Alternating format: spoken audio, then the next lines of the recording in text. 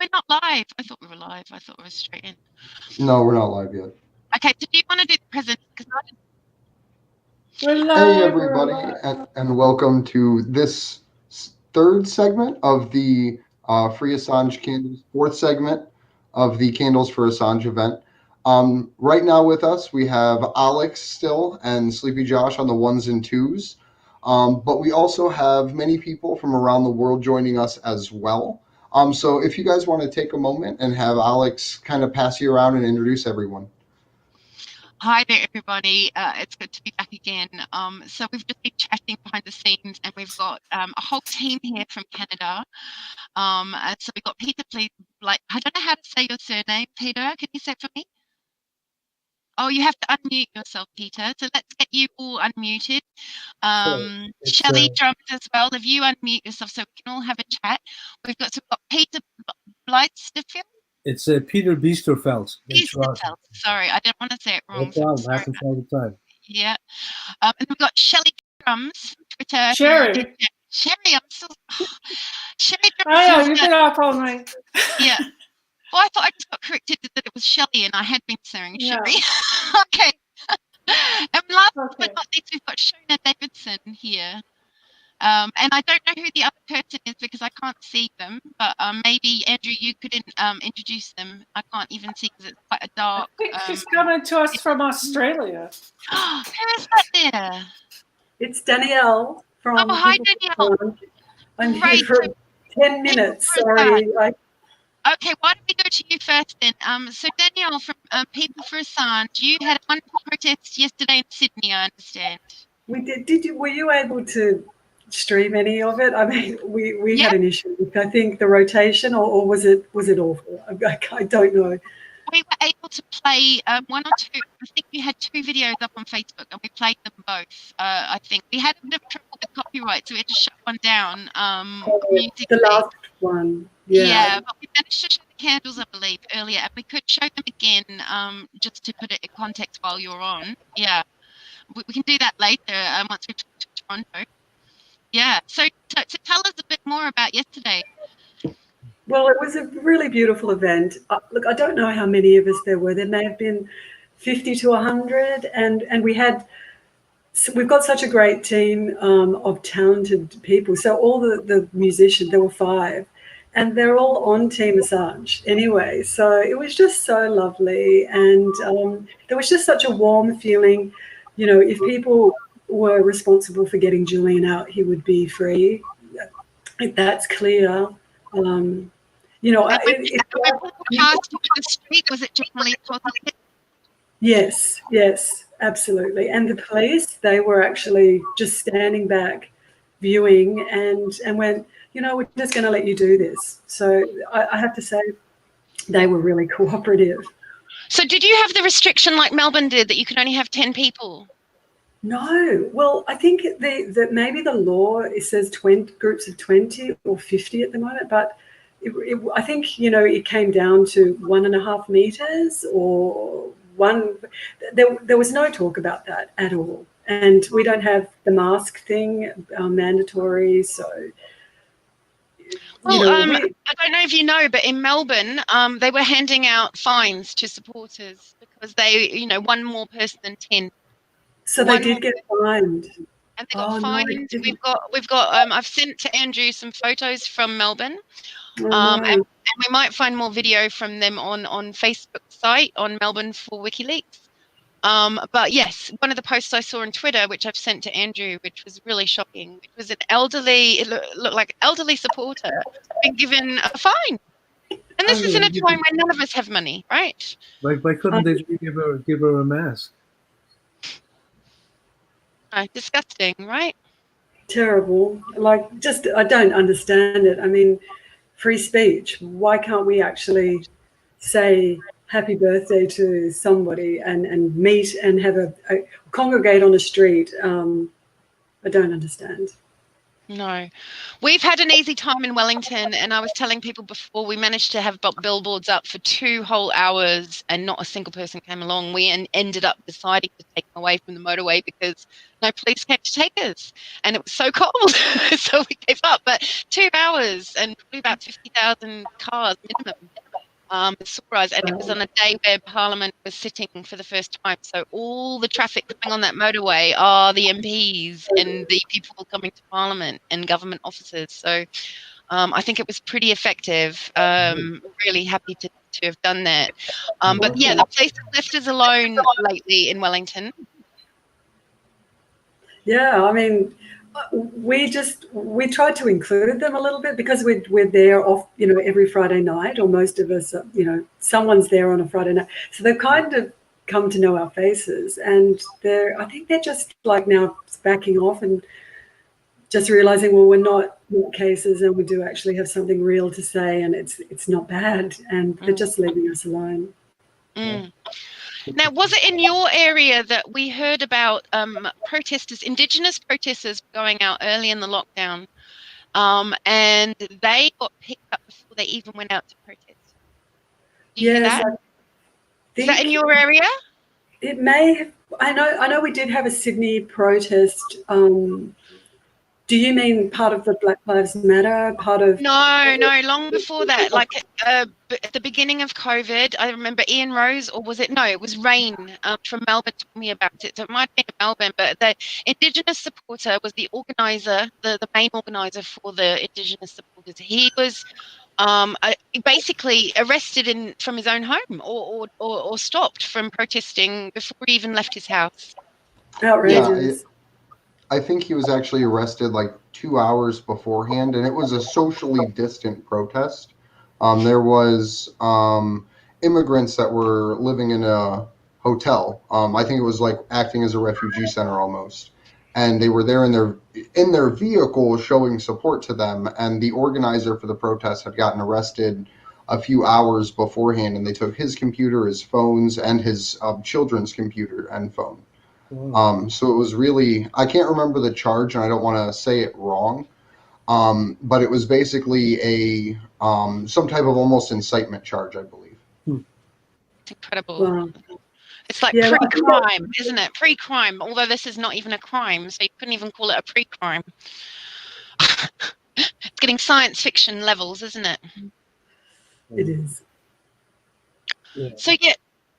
What did you actually do? Did you do any party celebration? I think I saw some candles. Was that at Sydney, or was that Melbourne? I'm getting confused because so many have been coming in. Yeah, we had banners, candles, ribbons. Lovely. We had so many candles actually.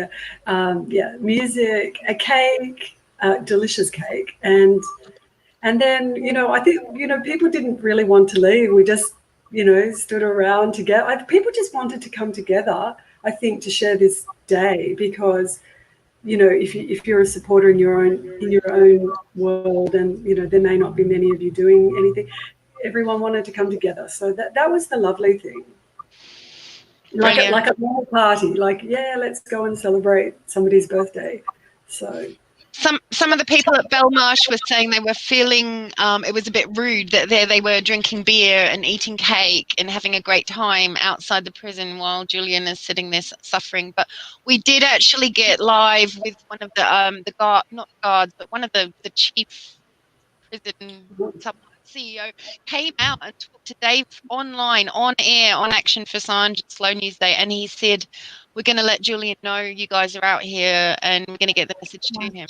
Wow. That's great. Yeah. I think when people see joy, it's very powerful. People see together. It's a real message. It's saying we're not defeated and we're not accepting it at the same time. But you can't steal our human spirit and creativity and joy. Yeah. So for today, for the Team Canada portion, I brought a cake too, just to let people know. Oh, nice. Remember, I was making it earlier, but I got the cake.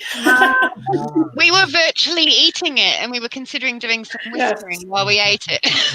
Virtually. So I figure when we go to at the end or whatever's in the flow of things, we'll light this up and sing the birthday song at some point during this.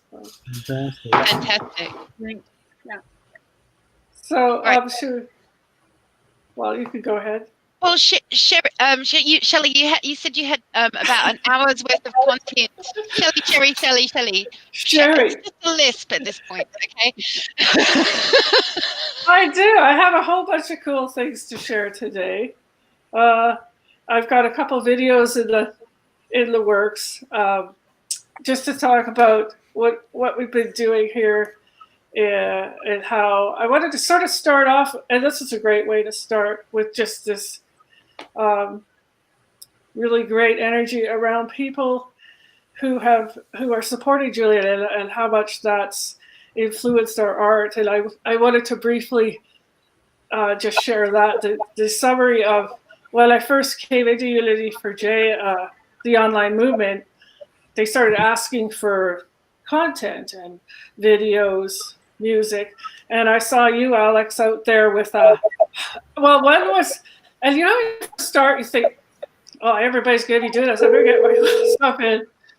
But you first start, this is, I don't want to look too foolish, but there was Alex yelling at a building, like it was an empty building. You have to, I love this lady already. Next, she comes out with a violin and a hula hoop. I thought that's just a great way to launch the whole thing. Like, just don't be afraid how, you know, just the craziest thing. So I didn't have to feel like, I hope people don't think what I'm doing it. Was that for the April 11th protest? Because was that when we had the emergency protest for whenever he was arrested, and then we were all going to come online that Sunday? No, I'm talking way back. Pretty much preview with the hula hoop in the evening. I think it was that one, maybe. No, there's one. I think you have it on your video. Anytime. It was right when I came out of UJ, which I think was in the summer of 2018. Yeah, September we did the Unity 4J Day, and we went around the US Embassy, the Australian Embassy, and the British Embassy. The US Embassy, I played Star Spangled Banner while I hula hooped. The Australian Embassy, I played Waltzing Matilda for Alex Taylor again. And when I got to the British Embassy, I did oh god, that terrible sitcom, and I can't even the ones where the women bounce around all the time, and it's incredibly gross British sitcom, and I played the theme tune to that. It was all I could think of at the time. And it was interesting, there were a lot of violinists. So anyway, through all this, we have violins and hula hoops, and so you shouldn't be afraid to get out there and just go for it with whatever you have, right? And that was very encouraging. And then there were some more people came in through that I met, the Canadians that I hit it off with. And so we represent all across Canada, but we're a very big country. So I had always wished we could get together in one group and protest. But in organizing these global events, Alex, that's really great, because I think it's brought in Peter, and everyone is starting to sort of meet together and come up with some strategies. But for my part, on a personal level, I'd shared earlier, I might as well just get this done, my little presentation, and then we'll go over to Peter after that. And I appreciate your input, Peter, on the little films I make, which aren't professional, but there's always a little thing you can do. It's just cool to know someone like you that when I'm interested in doing more of that as well. But we've done concerts for Julian Assange. I started that. I thought, just get out there, go with the people we have, and made concerts and jam sessions. And then I would take footage from the concert. Yeah, Peter, it's pretty crude because I'm like, not my professional level is in drumming and professional recording. But for video, I'm like rigging cameras up and then trying to match them in post, right? And so I came back with a few videos. You put some work into this. It's great. It's really, and I think that on another level, the inspiration to get better, like as I've talked to people, we're all getting better at we're upgrading our camera gear. We're getting better. I was too shy to talk on video when Andrew first called me to do Action for Assange live stream. I was up all night. Oh, like, so scared. But we've all grown a lot and are getting better and are getting together. So that's an encouraging sign. Yeah, there's some amazing skills that you can learn doing what we're doing, because you end up being the jack of all trades. I mean, I've found that I gradually learned how to do basic video editing, and it's only got better. I feel like I could almost do a job at it now. I'm getting there, that I could almost do it on one application anyway. But also, like you're saying, public speaking. I, like you, would have been up all night worried about coming. I went on Susie Dawson's Unity4J streams way back. And I remember thinking, God, the people that have been on there, they're all way more clued up on facts than me. I'm just some novice from New Zealand. What the hell am I doing on here? I was not comfortable. But now I feel pretty happy talking online. It's not too bad, getting to learn how to do Jitsi and not sound echoey and all those things. I'm beginning to learn those techniques and technical stuff also from Action for Assange, like how you guys go about things in a little bit more professional way. And I'm learning from you guys, so we're all growing. So one of the best benefits of doing what we're doing is actually it's a self-growth area. Well, really, I think it's a reflection on Julian himself, in that his stance for the truth is what brought us all into this, and we could all be authentic and genuine, and you learn that that's really what comes across in this type of format. Not always that you have to be so slick. Anyway, did you have a comment on any of that, Peter? Or On what? oh, just the visual, the thing of putting videos together and being inspired by Julian's example of No, I think authenticity and truthfulness. Well, we're all developing revolutionary skills. I hope we keep using them.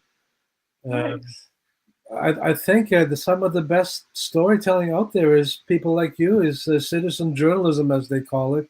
I think so-called professionalization of the journalistic arts, I think, is overrated. You know what I mean? I mean, there's a lot of good people out there who I look forward to reading, but there are a lot of citizen and call them investigate people like Craig Murray, for example. You know what I mean? They're really serious and credible, and so I find a lot of those kind of people are surfacing.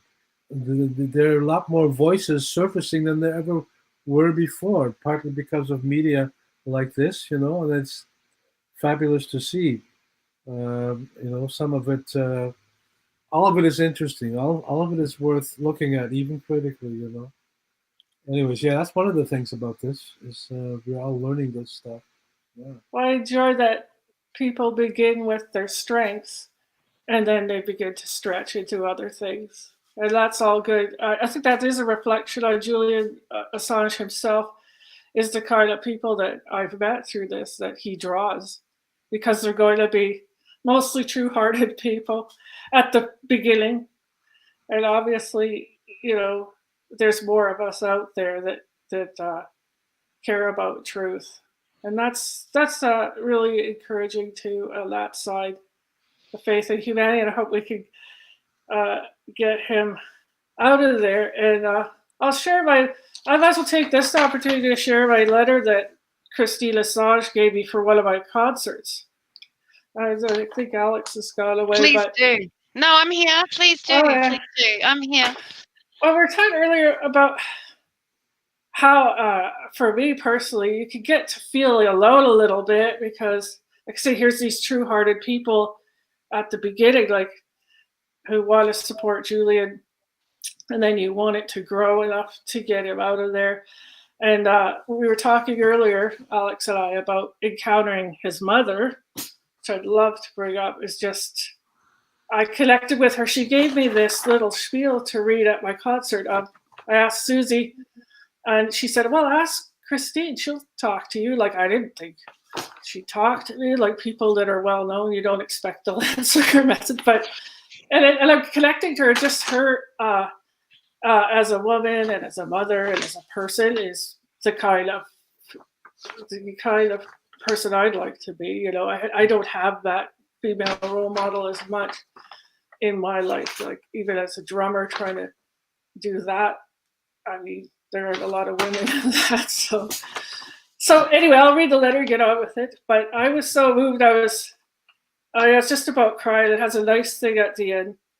She said, "Dear band and audience," and I would read this to all my, and I still read it at my concerts. "Dear band and audience, I really wish both Julie and I could be there to kick up our heels with you tonight. Music has always been the heartbeat of a movement for freedom. The Beatles were credited with opening up Russia with smuggled in recordings and the Free Nelson Mandela song for engaging the hearts of the world to free him. Many thanks to everyone coming tonight to show support for my son, and a special thanks to Sherry and the band for organizing this concert for Julian. As a performer myself, I know how much work goes into it. One day, I hope I will be here to celebrate Julian's freedom with you." So nice stuff. That's beautiful. It's really lovely to hear, and it is really special. I've talked to Julian's dad, and I've messaged a lot with Christine, and it is such an honour to feel parents of this hero journalist that we're trying to save. And I really just hold on to that thought of Julian free on a beach somewhere where we all fundraise enough money to all just go and have a party with him free.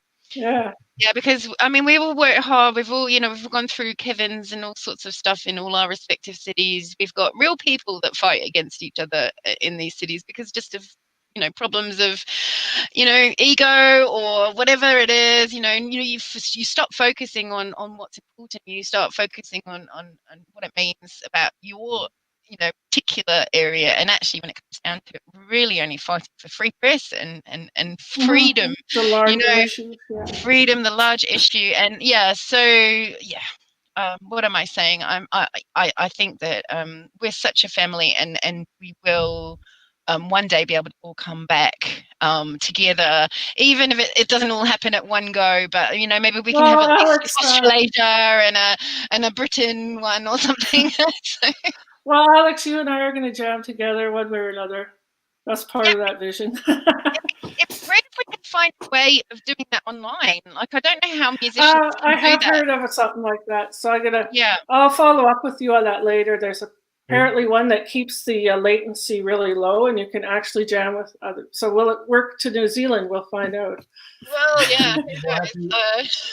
Have you seen those where like it's really an elaborate project, but where there are people from all across the globe are performing together on the same song?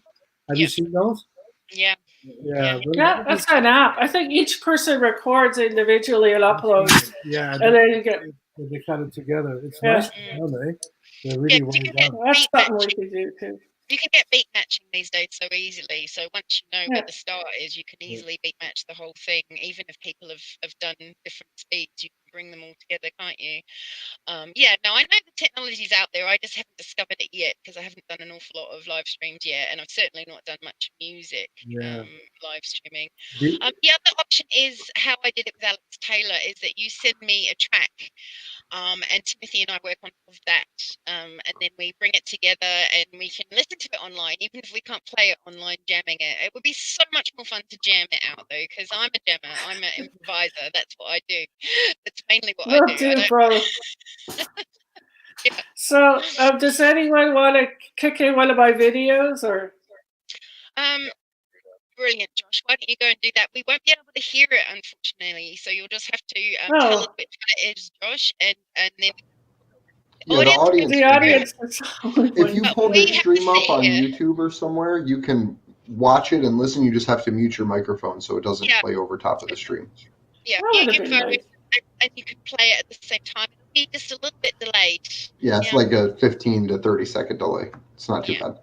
I guess this video, to introduce it, is just me. I wanted to make a drum solo for Julian, and it came to me, just be truthful, pure, and so it's just me drumming, and then I cut in little visuals. Brilliant. So let's all mute our microphones for Josh so that he can go live now with that. Great. Oh yeah, you're still going? Okay, sweet. All right, I'm muting.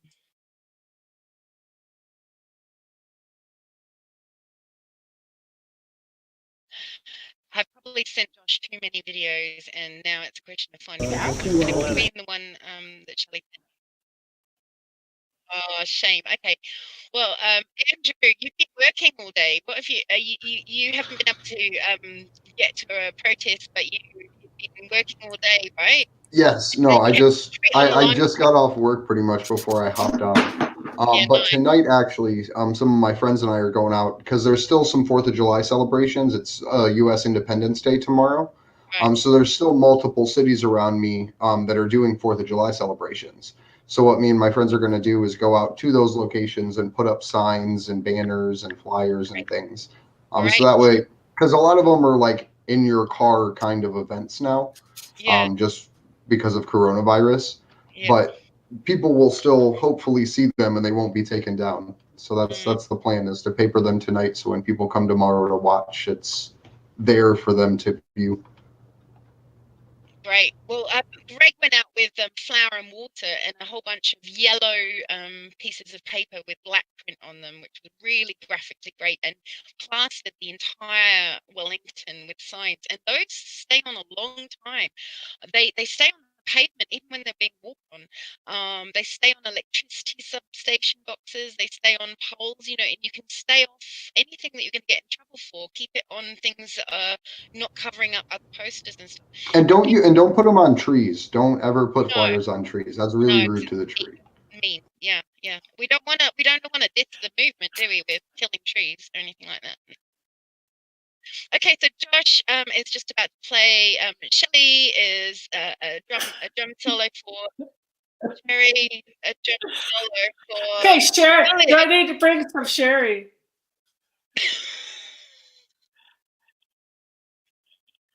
Oh, it's terrible. I call corrected wrongly. in Kimber Kendra. It's Sherry wonderful. has corrected me wrongly. Someone did, and then I got it all wrong from then on. That's it. Okay. Everybody mute.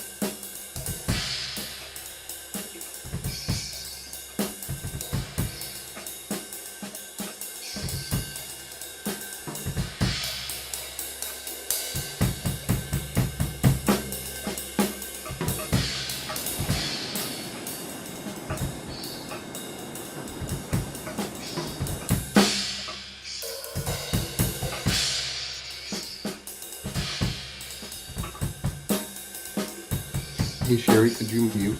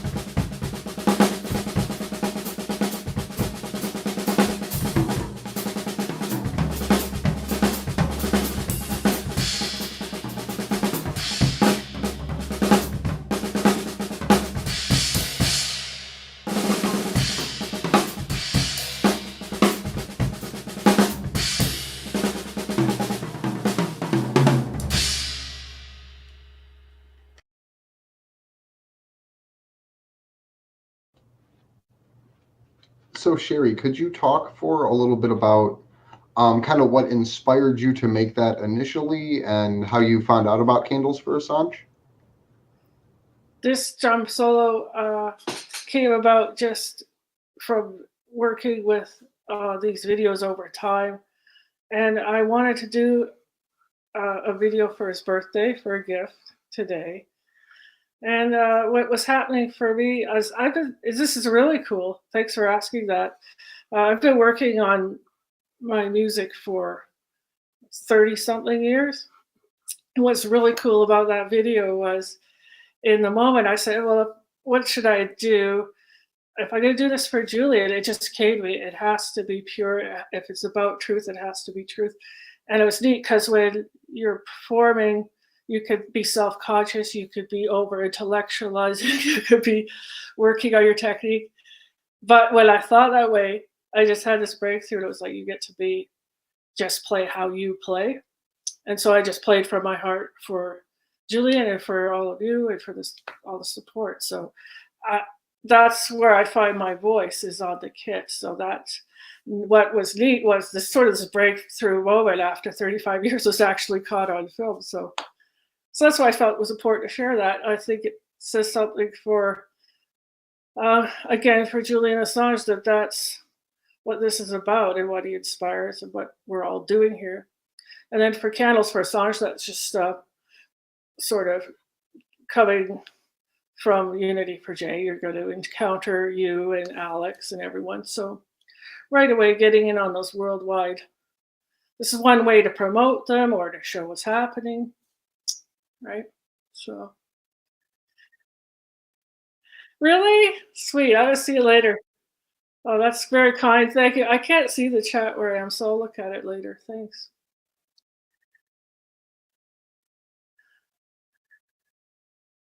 Absolutely. Like I'm from, 35 years. We started high school. There was always a Leopard guy doing the kicks. And so, especially if you're Canadian for sure, but yeah. Him and Stuart Copeland, it was always da da da da da da da da. Anyway, that's really cool. But that's really cool. People say some nice things. Appreciate it. What else? We didn't really talk to Shola much. Do you have something you want to chime in with? You'd have to unmute yourself. No? There we are. Is that okay? Yeah, I can hear you. Got it. I got a notice saying my microphone was making a noise. Was that? Okay. Is it doing it now? It's fine. Yeah, I'm talking about the indictment. And Peter, did you know anything about the indictment? Well, I was asking earlier if there was anybody on some of the from Australia or New Zealand who had gotten some of the details or anybody who was up on it. I just read the broad strokes of it having to do with him recruiting people in Thailand to hack and to go after the classified information. And I don't know the source of it. So that's the broad strokes. And that's sort of, I guess that's in addition to all the other indictments. I don't know what it means in terms of, well, I don't even know what the lawyers have responded. That's why I was asking whether there's been a response from the lawyers about this. Just happened the other day, right? Yeah.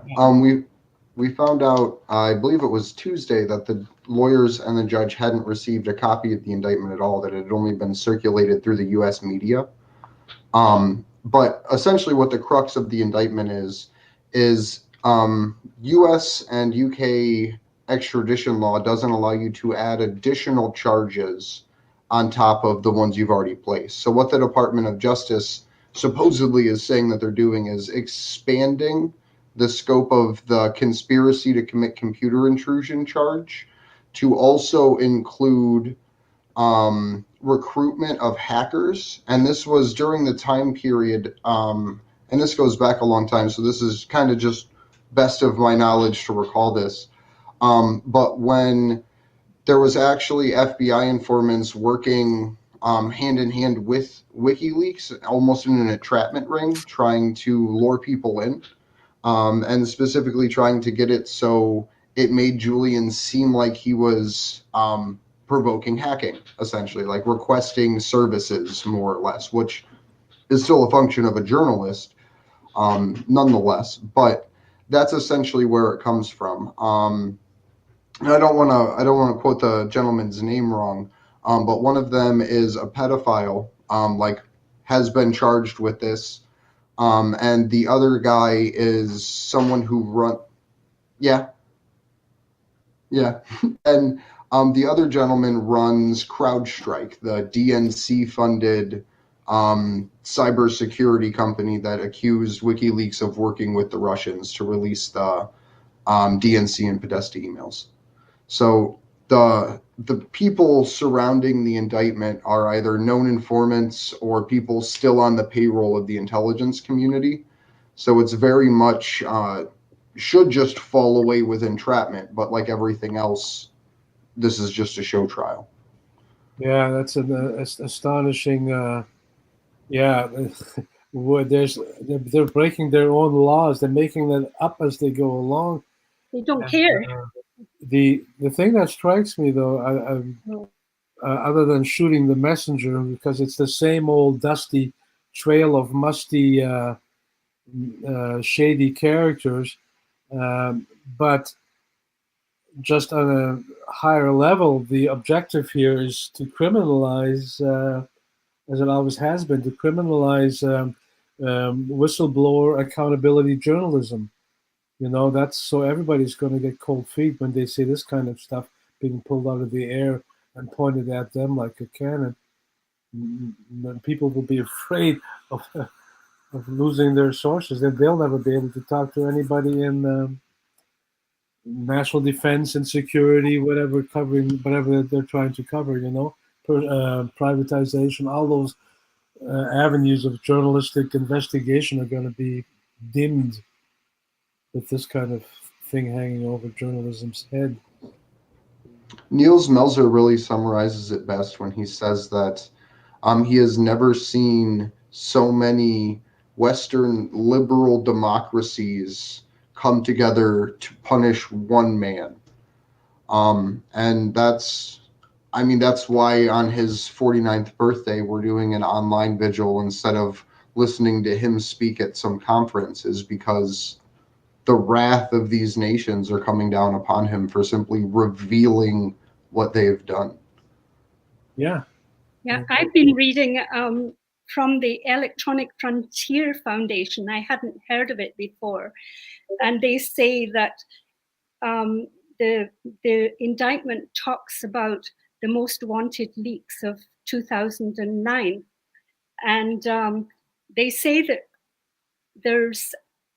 there's a page you can go to for this, but the people who contribute to it are scholars, and they ask for information, but anyone can change it. It's a wiki page, and journalists and scholars and activists and people who want government accountability can go there safely for feedback, and they're anonymous and they can suggest things themselves. It doesn't have to be Assange or WikiLeaks who suggests, and it can be edited. So it's, how can that be proven against WikiLeaks or Julian Assange? It's dreadful.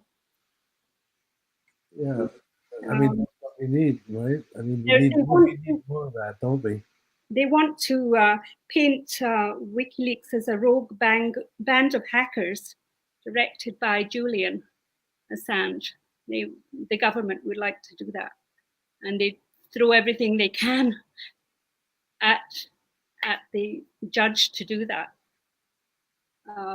I tried to get into the Assange hearing last time. I was given so I phoned in, and I was on hold for about an hour. I told them I was a member of the public. And so the first time I tried to get in, I couldn't get in. The second time she gave me another number, and I phoned that, and I still couldn't get in. And then I thought, maybe it's because I'm in Canada. So I said to her, I'm in Canada. So she said, oh, okay, let me check. So she went and got me another number. And then I could get in, but I could hear all the journalists entering the room. And I got a message saying, I will be let in when the music stops. But the music never stopped. And I never got in. It was just wasted time. But I could hear all the other journalists being admitted to the court.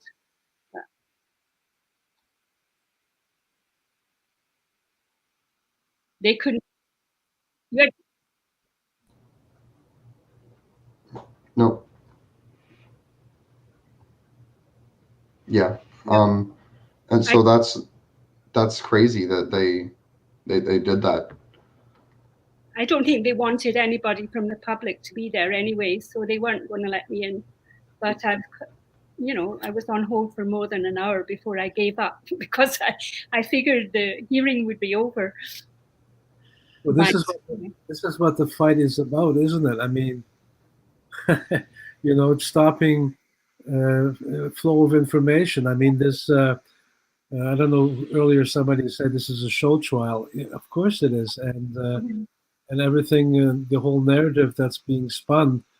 Unfortunately, I mean, over here, at least, none of our so-called establishment or legacy media are telling this story the way you just told it, the way we know it's unfolding. That narrative is not getting out there. No. And so if you were worried about governments spinning a tale that is drastically dishonest, what's worse is that most of the media are stenographers of that same narrative, basically. Right. That's what I can't believe that. I know it's universal, but it hits really hard when you're from that group of people, Yeah. You're supposed to be reporting. Well, I guess we're almost at the end of our hour, aren't we, Andrew? You have somebody waiting to come in at 5? I think we have one U.S. supporter waiting or a group of U.S. supporters waiting to come in. Well, I'm going to light the cake then. Okay. I don't like the cake anyway. Yeah, I've managed to contact Tulsa while I've been gone, and get them the link and get them sorted out how they have to install. I'm going to burn. So I'm working on my cake. Julian. Do we have to sing? Sing happy birthday, shall we? Ready? Yes. It'll all be different. Happy birthday to you. Happy birthday to you. Oh, Happy birthday, dear Julian. Happy birthday to you. And okay, everybody blow out the candles. Canadian icing on the We know what we're wishing for. happy What? birthday, Julian from Toronto. bye for Winnipeg. Bye for Winnipeg. Thank you, guys. Thank you, Alex and company. Thank you. Thank you, Alex. It's nice to be together. Yeah, it's just lovely to meet you Yeah. and support Julian. Yeah. Oh, wish I had a bite of that, Sherry. Oh, yeah. Yeah, not fair. All right. Thanks a lot, guys. Take Thank care. you. All right. Thank Bye. you. Thank you. Bye, Canada. Bye, everyone in Canada. Bye, Thanks, bye. Peter. Okay, fantastic. Well, that was fun. I don't know how that came across because we were all singing at different times and it was hard. I hope it did not come across well because I don't want people hearing me singing.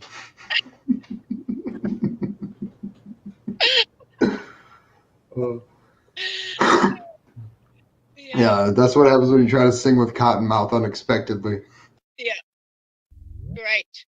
Well, so as I said before, we managed to contact Tulsa while I was out, and I'm hoping that we're going to get Tulsa coming online soon. But we've got someone here. Who have we got here? Hello. Is there a new person on the call? Oh no. Okay, they've gone. I don't know if that was Tulsa because I don't know who to expect. But I just spoke to a lady in Tulsa, so I don't know if that was them. But yeah. So how's it been going while I've been gone? Oh, it was really well. Sherry was just talking about her like musical breakthrough that she had during recording that drum solo, so it was pretty cool. Nice.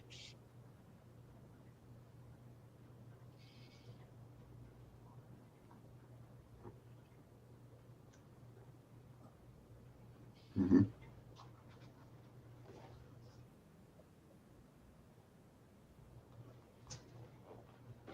Yeah. So I've got Rio as well. I think Rio was wanting to come back from Fabiano Lima, who organised a little thing at the US Embassy and was tying yellow ribbons from the trees and then was told to take them down, and we caught of that earlier on. So I don't know, while we wait for Tulsa to come online and anyone else who wants to join us in the meantime, should we play Stella's video? The cake? Yeah. Okay, shall I take my mic out?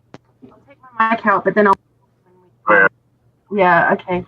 Damn, I thought those were going to work. Oh well. So yeah, I suggest we look at Stella's video cake because video of the kids making cakes and their lamingtons, which I want to claim as New Zealand, but I'll probably get it. Oh, is it? Oh, damn. Okay. Sorry, I sent you the wrong link. Yeah, so they did a beautiful video. They made some lamingtons, which is either an Australian or a New Zealand delicacy, with coconut and chocolate dipped sponges, and they put them all on a plate. I think they had about 20, and they're getting their fingers all messy, and it was really lovely. So hopefully we will get to play that soon. I sent Josh the wrong link to a photo instead of the video, and I'm very sorry for that. And right now I seem to be talking on my own. What I could do is just go through who has been, it must be further down the thing, and I can probably find it. Yeah, okay. Cool. Yeah, right, it's a different picture, sorry about that.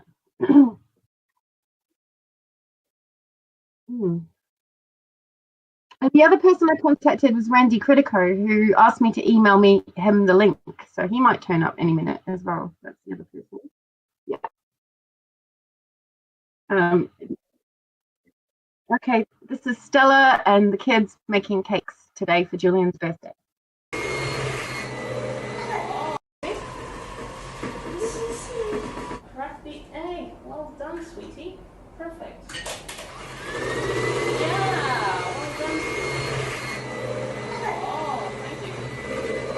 This will be a Are we still live, or should I fill it in a little bit more because I could go through some days? Aye. 84, 85, and 86. The judge is required to proceed by virtue of section 84, 85, and 86. He must decide whether the person's extradition would be compatible with the convention rights within the meaning of the Human Rights Act 1998. If the judge decides a question in subsection 1, which was the one I just read, in the negative, he must order the person's discharge. It's gonna become quite messy. Okay. It still works. It's quite messy, isn't it? The good thing about being messy is that Are we muted? you can lick it off your fingers. It's all yours. Okay, here comes the final one. Number 20. That's right. Yay! Well done, sweetie. Okay, let's sing. Happy birthday to you. Happy birthday to you. Happy birthday, dear Daddy. Happy birthday to you. Well done, Ho Bunny. Well done, Ho Bunny.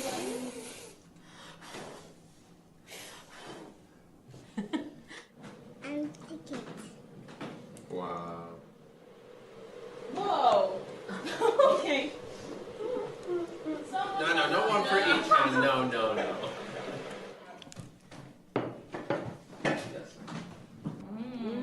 Whoa. Happy birthday, Daddy 49.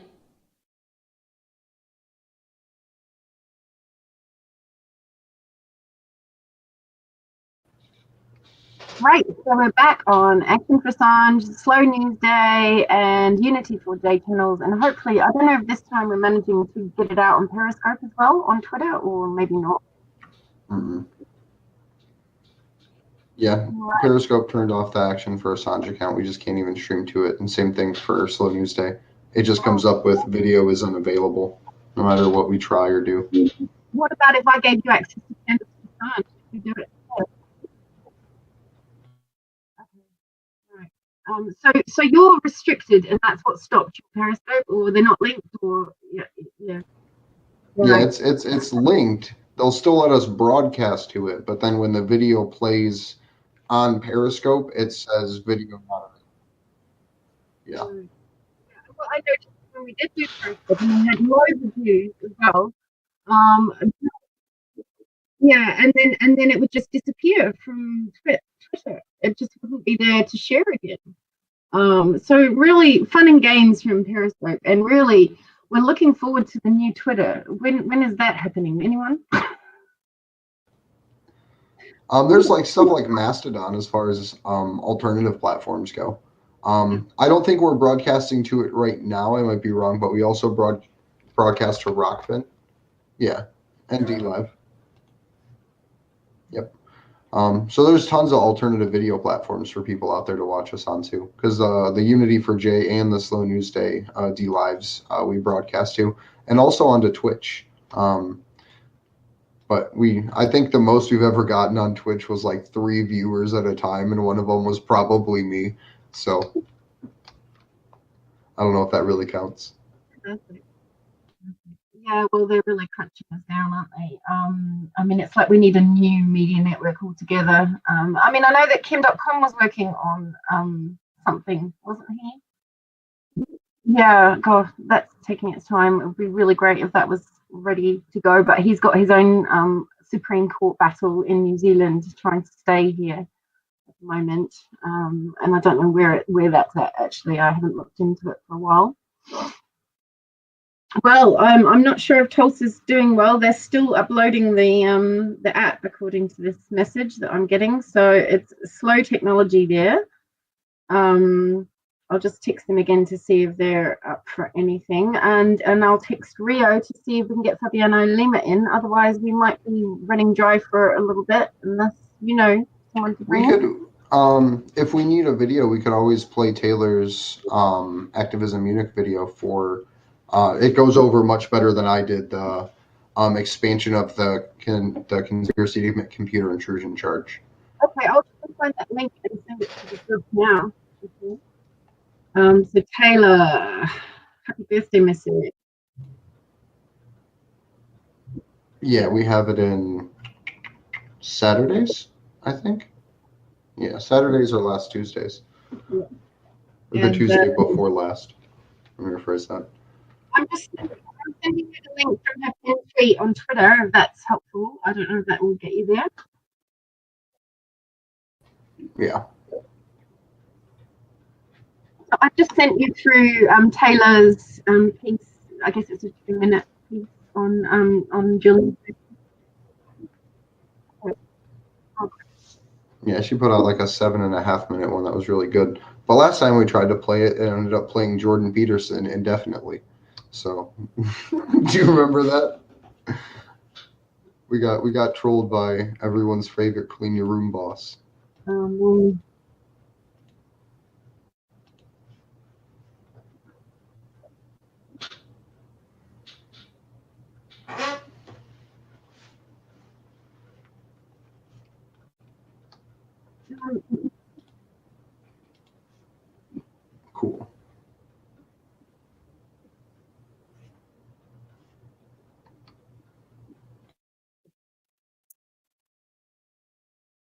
Hi everyone, I'm Taylor Hudak with Activism Munich, and welcome back to another Julian Assange case update. A U.S. federal grand jury issued a superseding indictment against Assange on Wednesday, June 24th, for allegedly conspiring with the decentralized hacking collective Anonymous. The indictment also alleges that Assange and other WikiLeaks staff recruited hackers and encouraged them to submit material to WikiLeaks. The indictment does not bring any additional charges, but it broadens the scope of a previous charge, conspiracy to commit computer intrusion. The indictment states that Assange and other WikiLeaks staff attended hacking conferences and conventions where they encouraged attendees with sophisticated computer skills to access classified material and submit to WikiLeaks. Additionally, the indictment seeks to condemn WikiLeaks journalist Sarah Harrison for helping Edward Snowden seek refuge in order to escape what would have been an unfair prosecution in the U.S. Now, the second part to this indictment alleges that Assange conspired with Anonymous and other hackers. Much of this portion of the indictment is relying on the testimony of two government informants, Sigurdur Thordarson, known as Sigi, and Hector Monsegur, known as Sabu. Both can be considered unreliable and compromised sources, yet the content of this indictment relies heavily on their statements. In 2010, Assange met Sigi, who was referred to as teenager throughout the indictment. Sigi provided Assange with information on a bank company, and Assange allegedly encouraged him to steal additional information related to activities taking place in what's referred to as NATO Country 1, which is Iceland. The indictment also seeks to tie Manning to this alleged plot against NATO Country 1. It claims that in February 2010, Manning searched for classified information and downloaded State Department files concerning NATO Country 1's government. Now, WikiLeaks then published a classified cable from the U.S. Embassy in NATO Country 1. Apparently, WikiLeaks had received this file from Manning. During the period between 2010 and 2011, Sigi was tasked with managing WikiLeaks' IRC channel and began overseeing communications with others on this channel. The indictment alleges that during this time, Sigi was in communication with anonymous affiliated hackers and was relaying the messages to Assange and speaking to these hackers on Assange's behalf. According to Wired, Sigi was eventually fired from WikiLeaks in the fall of 2011 for embezzling thousands of dollars from the organization. Interestingly, the indictment falsely states that Sigi just left. A few years later, in 2014 and 2015, Sigi was charged and pled guilty to multiple counts on theft and embezzlement. He was also sentenced to prison for sexual assault, which involved minors. And despite this, the FBI chose to work with him anyway, and he became the star witness in this indictment, all to frame a journalist and truth teller, Julian Assange. On June 19th, LulzSec announced it launched Operation Anti-Sec, involving cyber attacks against banks, government agencies, and security firms. Sabu and Jeremy Hammond began working closely together. According to the new indictment, beginning in December of 2011, Hammond and Assange began communicating and discussed the hack of a private intelligence company referred to in the indictment as Intelligence Consulting Company. FBI informant Sabu began communicating with Assange the following month. Sabu asked Assange if he had any other targets in mind. The indictment then states that initially Assange declined to suggest any targets for legal reasons, but eventually went on to suggest what is referred to as research investigative firm. Assange suggested LulzSec look into its databases, documents, and PDFs and submit the findings to WikiLeaks. The indictment claims Assange provided LulzSec with scripts to search the stolen emails from Intelligence Consulting Company. On February 27th, WikiLeaks began publishing the hacked emails, and in March, Jeremy Hammond was arrested as his identity and activities were known to the FBI via Sabu. Hammond was subsequently sentenced to 10 years in prison and accepted a non-cooperating plea deal with one count of violating the Computer Fraud and Abuse Act in relation to the Stratfor hacks. In September 2019, Hammond was summoned to testify before a grand jury investigating WikiLeaks in the Eastern District Court of Virginia. And similar to Chelsea Manning, Hammond refused to testify and was found in contempt. Hammond remains in prison at this time. Meanwhile, Sabu lives comfortably as a free man. Supporters of WikiLeaks and of Assange have spoken out against this indictment, claiming it is part of a larger smear campaign to frame Assange as a hacker and distance his activities from that of a journalist. The new indictment seeks to criminalize the interactions that take place between a journalist and his or her source, and may therefore set a dangerous and chilling precedent for journalists exposing corruption at the highest levels. Now, Assange's next call-over hearing is scheduled for June 29th, where this new indictment is expected to be addressed in the court. I will, of course, continue to follow this case, so do make sure that you subscribe to our YouTube channel. And if you've missed any of my updates, or if you are new here, you can find all of my reports on the playlist Julian Assange Case Updates. I'm Taylor Hudak with Activism Munich. Thank you all for tuning in, and I will see you all next time.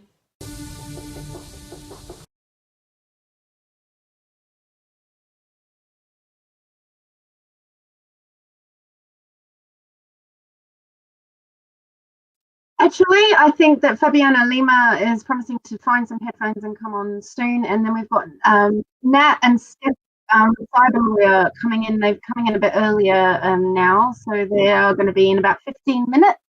If we can hold it until then, that's what I'm told. So we still haven't heard from Tulsa, and I haven't got a message back from them since they asked me if it was Jitsi Meet, the application that they had. Yeah, I know. I've been telling everyone Jitsi, but I thought that was enough. But we'll get there. We'll get there, hopefully. I have not heard back from them, though, so far. And I guess we've... that wasn't the video that Taylor did for the birthday that she's got pinned on her Twitter that I sent you, was it? No, we're going to do that. We can show that one, too. That was the summary of the expanded indictments. Jeremy Hammond and all that, yeah? Yep. Yeah. Okay. Great.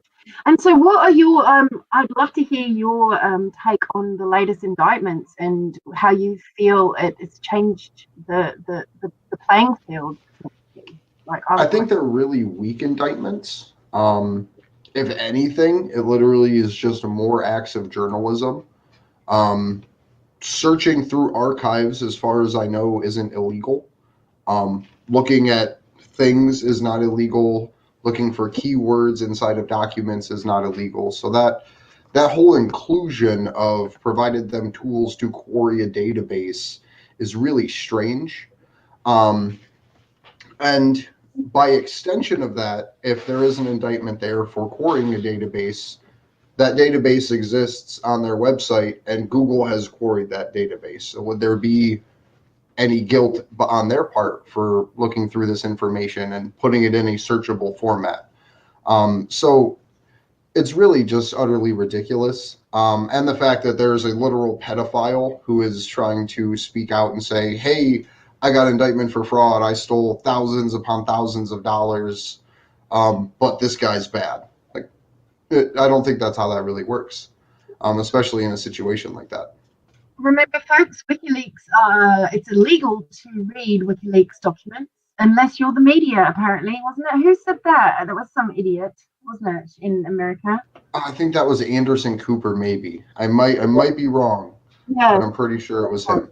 Yeah, absolutely nuts. And I wonder if he retracted that. He retracted that statement. No. No, when you're on CNN, you don't have to retract anything.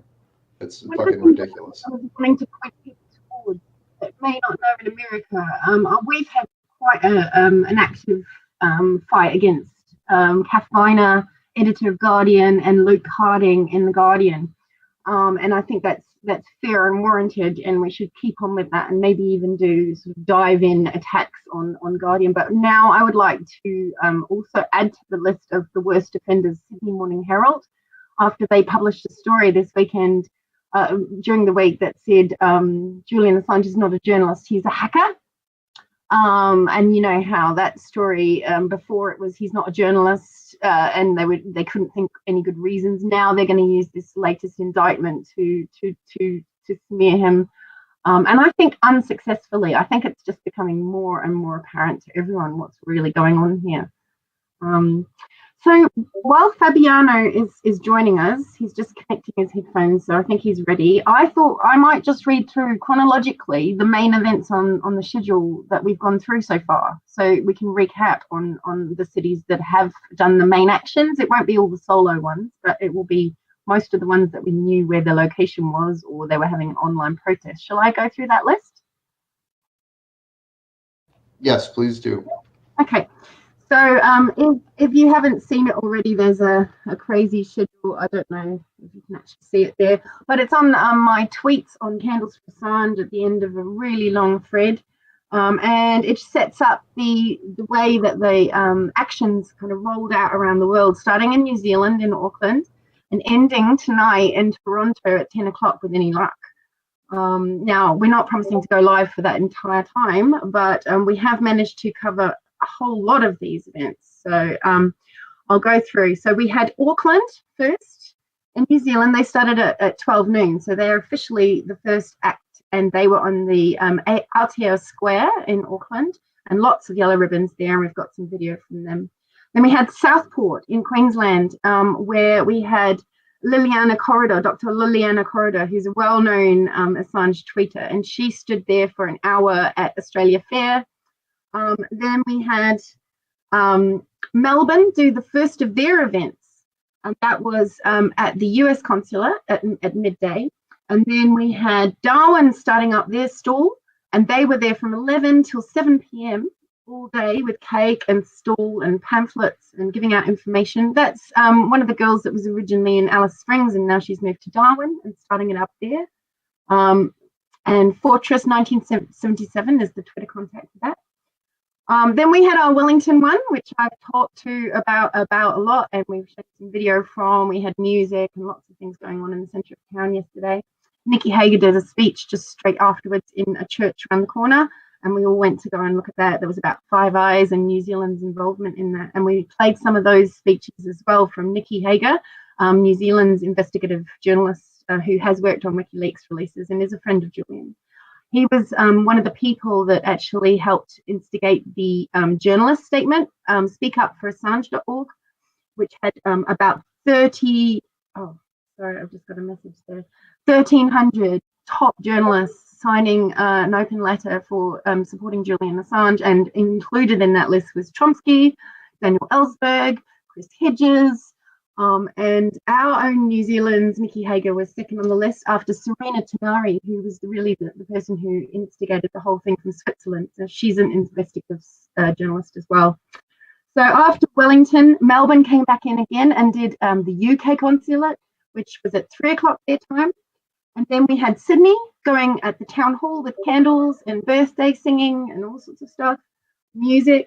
Then we had Canberra come in online and we saw her candle, and we talked about things that she'd done during the day, which was 170 yellow ribbons on the main thoroughfare into Canberra on the motorway, on the main highway.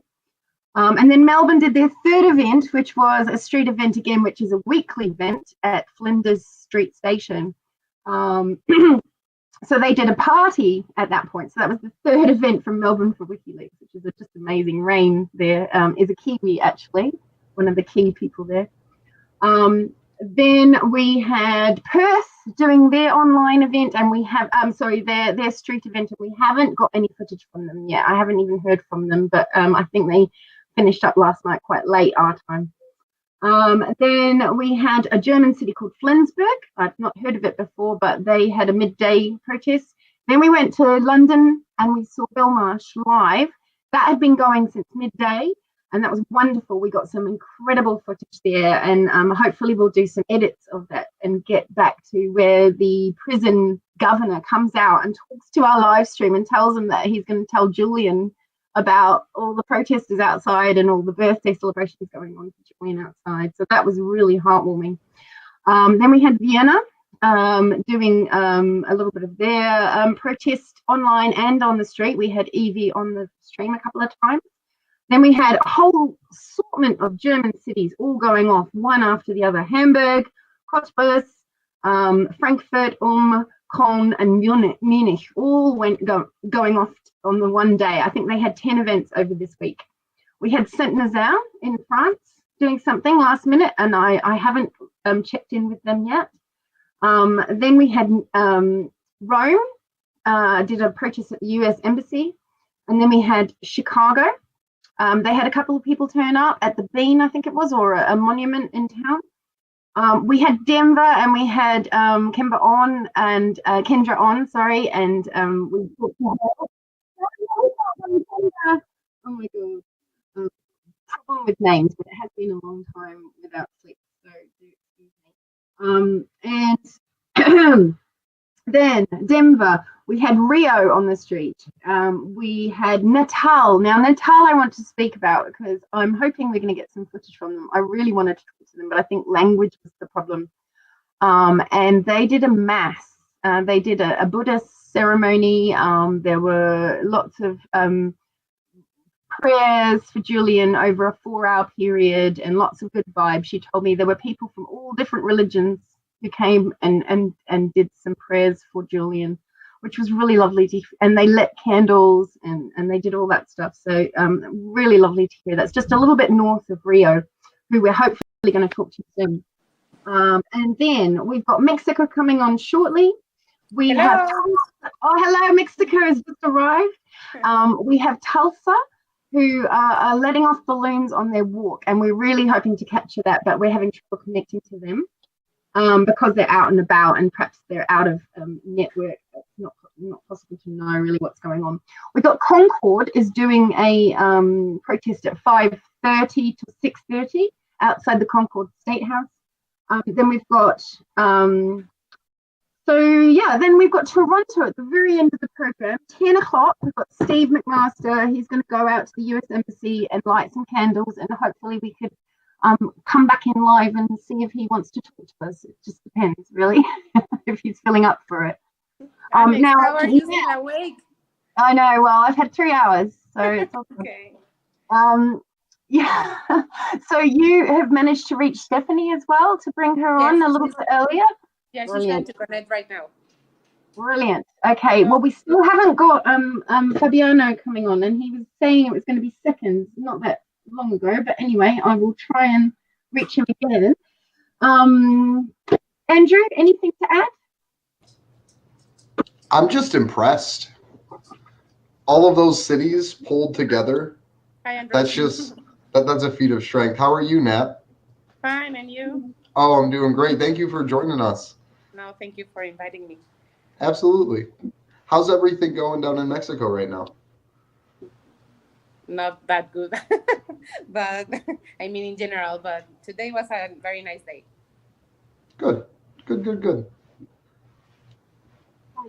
Stephanie is going to talk to us later today about what is she going to talk to us about? Not about Commander X, but about Well, today was a huge day for Mexico because Stephanie managed Amnesty International Mexico to launch a campaign for Julian. And it's deeply moving for me because I asked for this many years ago. And today they launched the campaign. So it's a very nice day for us here in Mexico. So she's going to talk about, she's part of Amnesty International. So she's talking about how she managed to convince them to get on board to defend Julian. And it was a very nice campaign and people are responding to it. Wonderful.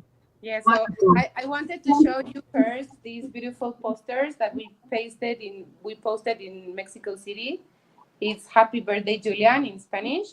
And so we put them in around the city. And then we got together for a cake made for Julian. And so Stephanie will talk to you about the campaign when she gets in. Right. Okay. Could you talk a little bit more about the action that you guys have done today, but also previously? Because I find the work that you've done really, really inspirational. Oh, thank you. Well, I was very lucky to found Stephanie a couple of months ago. So I have been doing this Mexico for Julian page from October to today, mostly by myself, but now I have her, so it was very good I have her. And we've been trying to let people know who Julian is. As I talked before, many people here they don't know who Julian is, or they have like this misinterpretation of who he is. So that's what we have been doing. Today we went with a couple of friends that have been supporting me for this long time, and we gathered in a park, and we sang Happy Birthday in Spanish, and we had like the posters around the city, and I don't know what else I can tell you. But that's really cool. That's actually what I'm planning later this evening, is going out with some friends, because 4th of July in the United States is Independence Day, like the day we got our Constitution, like it fucking means anything now. But there's some cities around me that are having a 4th of July event tomorrow, and throughout the weekend. Some on Sunday, there's some on Monday. So I'm going to go out to those locations being the night before and put up posters and some of the signs and banners that I have. So hopefully, while the people that still have the ability to gather, they can remember Julian Assange on an Independence Day. That's great. I think it's very important to try to put him before, like you said, like it's a difficult situation in the US. So I think it's great to try to put Julian first in these times of very complex times. Yeah, I wanted you to also give a big thank you, and I've forgotten the name, I'm embarrassed, but the guy that's been helping do all the graphics as well, the beautiful Free Assange posted Happy Birthday Julian poster in yellow, and all those things, the map pins, all these things that look so awesome. And if we were more organized, we'd get it together in a bit more professional way, because those maps were the best. I don't know what you call them. That they were sort of like 3D maps, the real pin in them, like photographed, and they were just beautiful, and just never got around to making them into the map. But I think if I had done a video with those kind of maps, it would have been awesome. I needed to find out how to do it. I think we can do better next year, but this year was awesome too, and I want to thank you because you let me be part of the image of the Candles for Assange this year. And my friend, his name is Oscar, and he's donating his time and his work doing these amazing graphics for the campaign worldwide and in Mexico. He's like the Mexican Somerset Bean, right? Yes, he is. And he's very happy when I have shared the other countries that have used his graphics. And even Mrs. Christine Assange today, she liked one of that. And I sent him the screenshot, and he was shocked and he was so proud. He was like, oh, I just want to help, and it's amazing that it's going around the world. And so I thank him very much for the support. Yeah, basically all the times that I've had dramas during Candles for Assange, from the very first day that I met you, connected to Mexico to do birthday last year, from the very first day, like, you've been the person that I'm panicking, a bit like Andrew, he's so calm as well, like, you know, the person that you can ring up when you're freaking out and you just need someone to like settle you down and just go, thank breathe. you. No, I thank you so much. You make me cry because I cry a lot. So I am forever grateful to you. And honestly, what you've done is so amazing, that you unite the whole world. And what we've done, we. Honestly, what you've done is so amazing, and I admire you deeply, and I thank you. And I hope when we see Julian free, we are going to be able to celebrate and say that it was all worth. So yeah, I hope big hugs. Big hugs to you guys.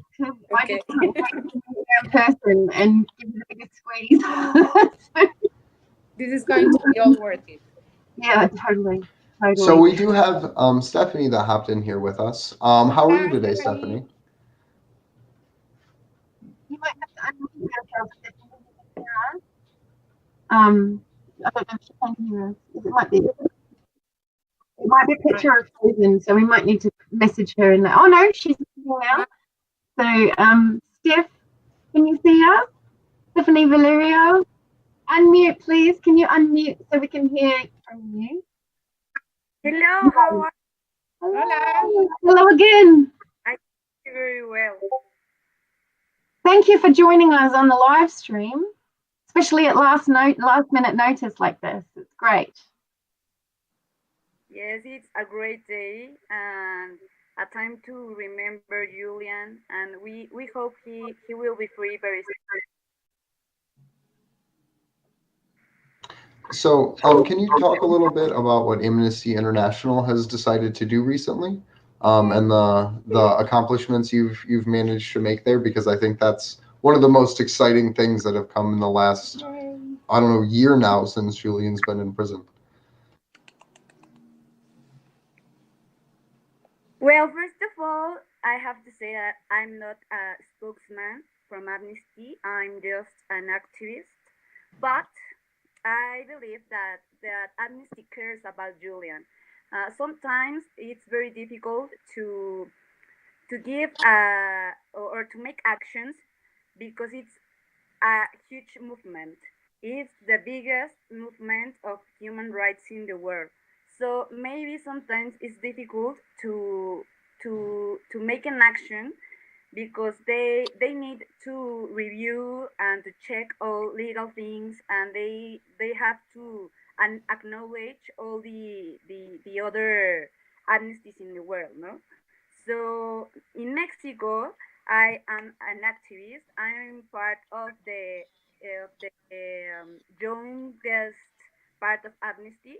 We have a campaign called Brave. I believe that it's the name for the world campaign. So I'm very happy because we use all our knowledge to defend all the human rights defenders or activists. So I'm very happy. So I didn't do so much. I spoke with our director Tanya, and she was very happy and glad that Mexico decided to spoke for Julian Assange. She gave me the petition that they have. So I talked with my team, and we decided to make this action. You have to take a photo and to cover your mouth, and you have to use special hashtags like justice for Assange in Spanish, justicia para Assange, and you have to use el periodismo no es delito, and journalism is not a crime. So I'm very happy because they care. They really care about Julian. But let me, Stephanie, what you did, and especially it was launched today, or a couple of days ago, but people are participating today, and it's, for me, it's so huge and important because it didn't happen before, and it was a beautiful coincidence. It was today, and people are responding to it, and honestly, it means, for me, it means the world, because I've been trying to do this for years, and you did it. So thank you so much. Oh, I really love you, and I understand the things that you said about amnesty, and these things that happen today. It's totally part of your work. It's totally part of your work. If I'm an activist, but you gave me this braveness and the first to make this happen. So I thank Amnesty International Mexico and my team, because they are sharing, they are taking the photos, they are using the hashtags, and I don't know, we are so happy, you know. It's something to be proud. Definitely I'm very happy. to be proud of. And it's partly because people have been so vocal in Mexico. I mean, we've had the president speak out, we've had things in the media, we've had press releases, we've had you guys on the streets. We've had 2 sets of protests almost every time in Mexico going on. And, you know, it's only because of things like that. And I think that's why we saw action in the European Parliament as well, because we had so many people in the streets in Germany because of the excellent work of German Candles for Sun. And I think that's why the European Parliament started to respond, and we started to see these MPs talking out. I think all of us have made a really massive difference in our own special way. You know, we all do it differently, but we've all played a part in that, definitely. And we can all see that there's changes in the way that people are dealing with us on the street. You can see a tangible change, which is really great. Yeah, and it's a huge victory for Amnesty to put this out. So I'm so proud of you guys for the work that you've done out there and just what you've been able to. Yes, please. And you have to take your photo, please, and tag Amnesty International and my team, Valientes Metropolitanes. So, Stephanie, what's your Twitter handle? What's your Twitter account, Stephanie? So we can follow your posts. Amnesty International Mexico, Amnistía Internacional México, and Valientes Metropolitanes. It's very difficult to write these words, so maybe you can send us the link. Yeah, post it and so that we can send it to the people in the chat, maybe. Yeah. Of course, your support, and it's I'm very excited about this, and I really not. You are my. So thank you for all your work. Thank you for all you do for Assange and for the world, because we need you. We really need you.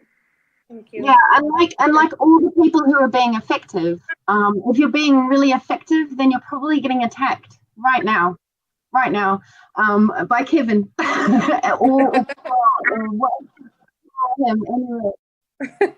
Well, Kevin. But yeah, I want to acknowledge that, Nat, because I know you've had difficulties, and I know we've all had them. We don't know whether it's against real supporters, we don't know whether it's against detractors or whatever it is. But we've fought through it, and we're coming out the other side. I think, you know, we are getting there. Well, my brother sent me an email today saying, "I can't believe you're giving Julian Assange money and not me," and I'm like. Yeah, I was laughing a lot. It was like, I'm not giving him any money. I'm just fighting for his life. But people misinterpret things like this all the time. And they don't understand the importance for some of us that has his life and his well-being in our lives too. Like, for me, he makes this world a better place. And I don't think the world is a nice place at all. But he makes me think it's a better place because of him and what he's done, and because of all this activism net that I am very lucky to be part of. So yeah, many people don't understand this, even close people to us, you know. I think once you've had a few successes in this world, you actually, I felt after Candles for Assange, I was going around thinking, wow, I can die happy now. I've actually achieved something that made some kind of difference. Like, it's a little splash in the pan, but at least I can say I stood up for free press when it was falling around our feet and we were losing it and falling off the cliff. You know, I was there and we were all doing that. And I hope it doesn't come to a point where we have to say, oh, we were right and you were wrong, because it would be really nice if people wake up before we get to the point where we realize, yeah, we were right. But yeah, that's one of the reasons that I guess gives us strength to keep on going, even through trolls and attacks and personal life sort of influences that suddenly come into your life when you started doing activism in this area. It's incredible. But I think, the good stuff, the goodness and the love and the supportive solidarity, and knowing that there's all these woken up people around the world, we're just not being allowed to access them. Yeah, they're all there. It's been a day full of love. I felt all this day, all the photos and everything. I felt like this day was about love for Julian, and that doesn't happen every day of the year. No, and I think when you twin up protesting or vigils with birthday cake and balloons and ribbons and music and candles, those are all things, funny enough, that stop people who might come in and try and cause violent protests or try and detract people from doing what they should be doing. I think those things are all almost symbolic of not going down that path. And you can't arrest a violinist hula hooping on the side of the road. You can't. It just would look too bad. And I think that's kind of where we're going. I think that's where we're going to be most successful, is when we do come from love, and when we use those props that make it impossible to turn us into baddies. The best thing to bring, especially in the summer, is bottles of water. If you bring a couple cases of bottled water and some ice in a cooler, then you're like the hit of whatever event you crash. You could walk into literally anywhere, hand someone a bottle of water and a free Julian Assange poster on a hot summer day, and you just literally took over basically the main event. So it's one of those little simple things that, like you're saying, acts of love, like simple acts of kindness, like, hey, let me share hydration and this flyer with you, and then we can talk about what's going on. I've handed out bin liners before when people have been pouring food on, and here you go, here's a pack of bin liners. You can all have your own raincoat or whatever. No, I think acts of kindness are the way forward, and also making the comedian side of it, doing the Jimmy Dore or the, just trying to make fun and light of it, because you mock them, and it's very hard for them to come back at that when you mock them with comedy, just making them look so ridiculous. It's almost like 40 Towers reporting on politics these days. It's a joke. You see people responding to the latest bullshit in the narrative, the Ukraine gate or the Russia gate or the latest, it's you bash your head against the wall seeing this. Eh? Yes.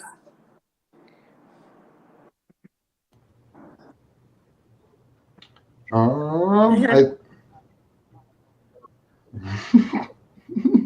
he's got that little gift of a cartoon person bashing their head against the wall, a little black stick figure.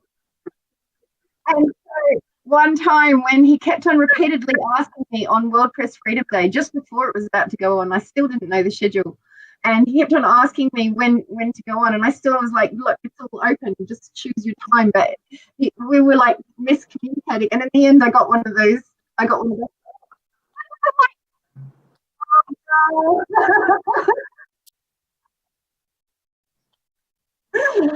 Yeah.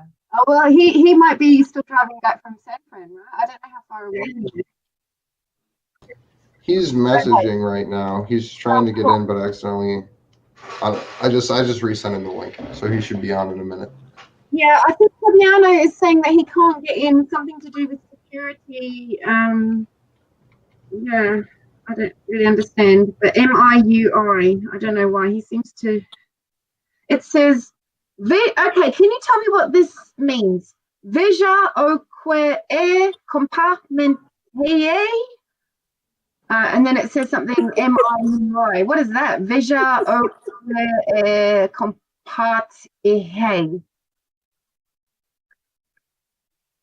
Munich. I have no idea what that means, but Fabiano is having trouble getting in. I don't know if that's the same problem Steve's having.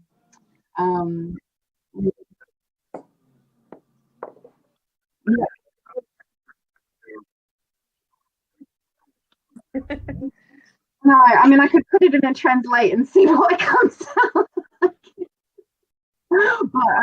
But, we got Steve. Yay. Wonderful. I gotta go grab smokes too. I'll be back. Okay, cool. Good to see you, buddy. Yeah, Hey. definitely. We've been waiting to try and hear from Rio and Tulsa, and neither of them have been able to get in. I don't know if you had trouble getting into our call, but yeah, something. And also, I've got hold of Randy Critico, and he wanted to come in as well. But I don't know when and what he's planning. Okay, I don't think we really have a plan either.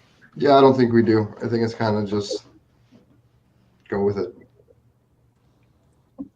Did you hear about the... Hey, this is well played enough. We're all here. Oh, should I do the thing with the nice shirt too? I mean, you can't. I stole your tie. What I like about these... No, my tie's right here. We're not doing the highbrow journalism, intelligent questions. We're just a bunch of people chatting and getting together about our actions around the world, or maybe planning about how we can have future actions and do them more effectively. And I quite like the casualness of this kind of feed. It's a different beast to, clip questions and informing you with loads and loads of facts and important guests. But it's a different kind of beast, but I really think it's a wonderful one that we all need to feel that solidarity thing. Okay, because I wasn't really planning on combing my hair.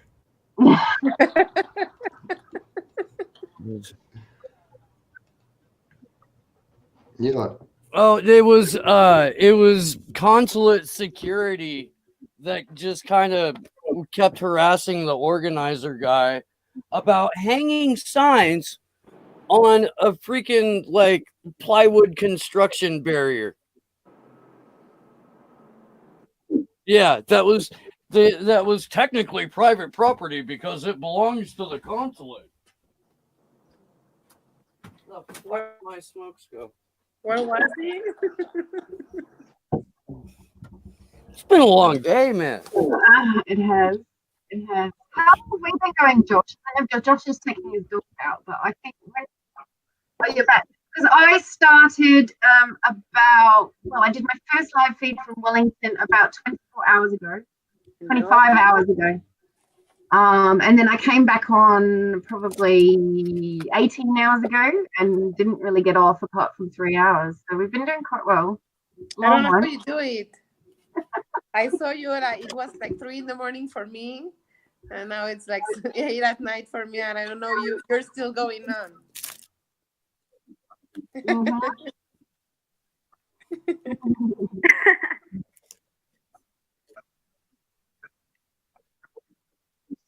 Yeah, and I slept the whole time, and then I just woke up with the message to come back on, and then oh my God. Yeah. So I don't know. Do you, Steve? Do you want to tell us any more? I'm not sure what happened to Fabiano or Tulsa. Oh, no, I mean, it was a little bit shorter than I thought it was going to be. I think that most everybody had already spoken.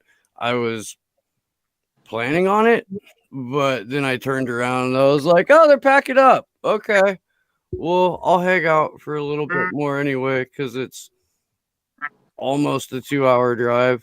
So I got to walk along the lovely shit-streamed streets of sunny San Francisco.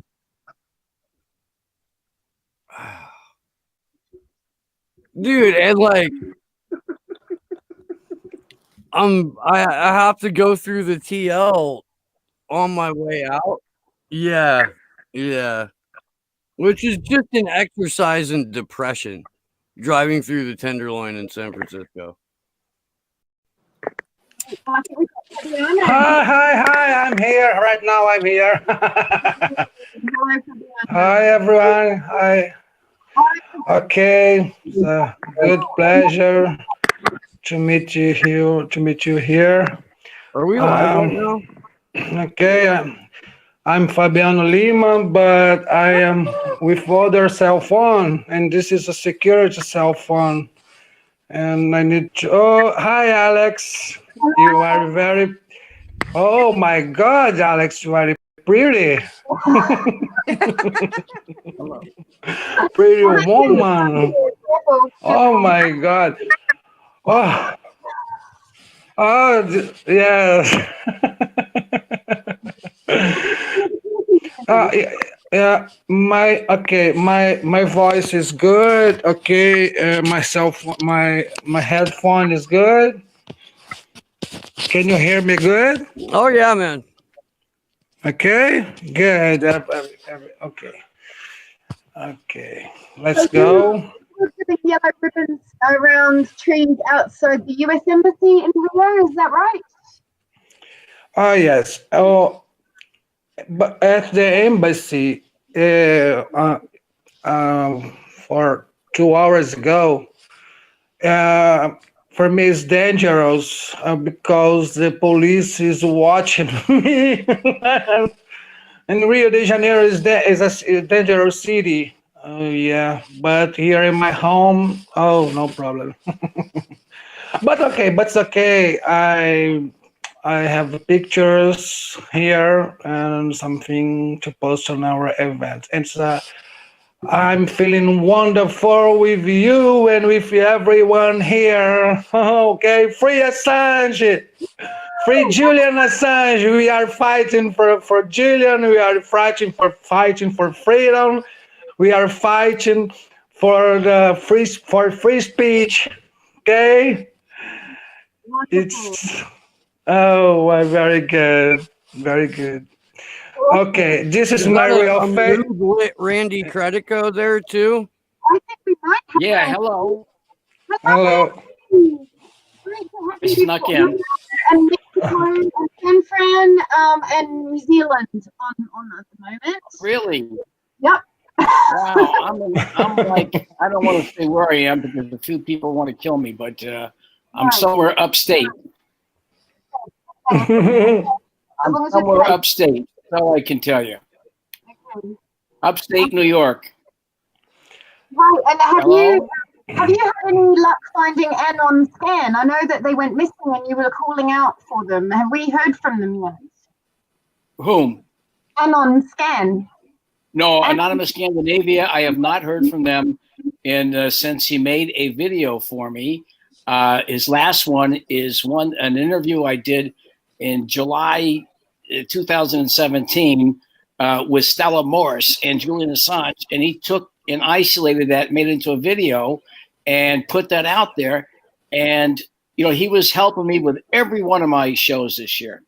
Everyone, when you came on, and everybody else, all the activists, he was already gone. So he had done for the last 4 years. He did all of my short promos. He did all of my sound clips. He took made these little videos that I did on the show. So it's a big loss. Them, one person in particular who I worked with there, and he and I became very good friends. And so it's very alarming that person has and whoever works with him have not done anything, because he was such a solid, hardcore, long-term supporter of Assange, long-term, and he put everything into it. They made excellent videos, and I know that you scored your countdown for freedom on those channels. So it was easier to get it broadcast to more people, wasn't it? You know what I thought when I first saw them go down, and you talk about it? I wondered whether they were operating out of some kind of business, and the business had been locked down during COVID, or something like that. look, I know all about the situation with this particular person that runs it, and that person is somewhere in Scandinavia. I don't want to say where, but was, and we talk 3 or 4 times a day, and he's very enthusiastic. But there was attempts. He's under surveillance and all of that, and he's got a very sophisticated security system there, and he's a genius. The person really is a genius, and he's dedicated all of his last 10 years in support of Assange, and not everybody recognizes him. I don't think this person got enough recognition for the work that he did. He certainly did it all out of his own pocket. He never made a nickel out of this thing. He had certain differences with strategy and all of that, and was very outspoken. And I don't know. It's for me. It was a major loss to the creativity of this program, and so I don't have the elements that he provided on a regular basis to promote. I don't get as many tweets now because he always zipped up the promos and everything. So it definitely has to come back going into the next 10 weeks. I hope that this person and the organization does, but I don't know what to say. It's been very depressing after speaking to him every single day, and then to totally not speak to him the last 2.5 months. Yeah, he certainly seemed really tapped into what was going on in the campaign, and you certainly knew that you were getting good information when you went to stand on scan for a week and to look at what's there later. Listen, there was nobody smarter than him. He ran his own intel.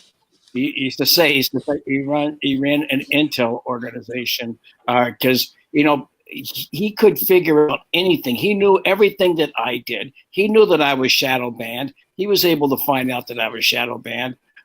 He helped out a lot of people who had problems. When Stefani Marizzi was shadow banned, I know he tried to intervene there. But the person is such a, he's got that rare genius that some of these people in that line of business have.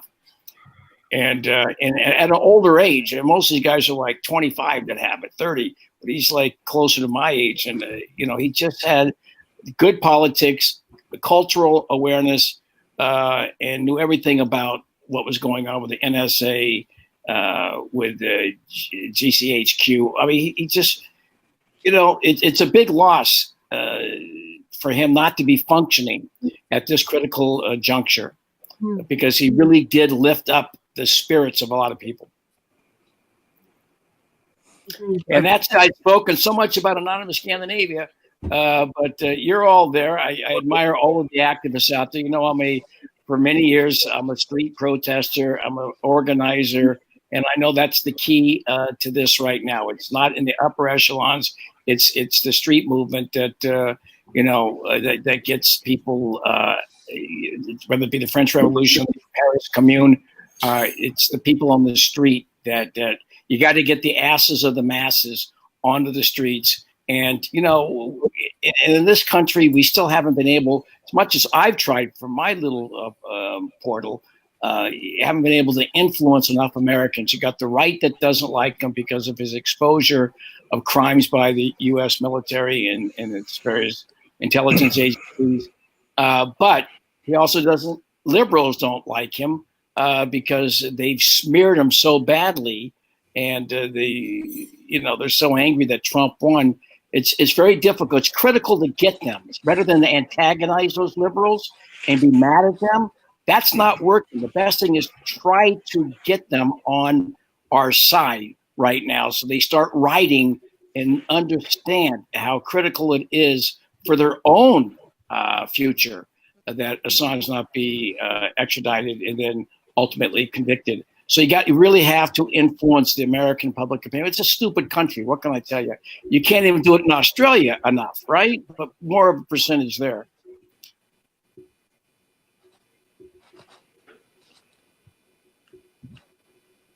I can't. Josh is going to yell at us if we have dead air for too long. Sorry. No, Alex was muted. Thank you for the super chat, Rob Juno. I appreciate that.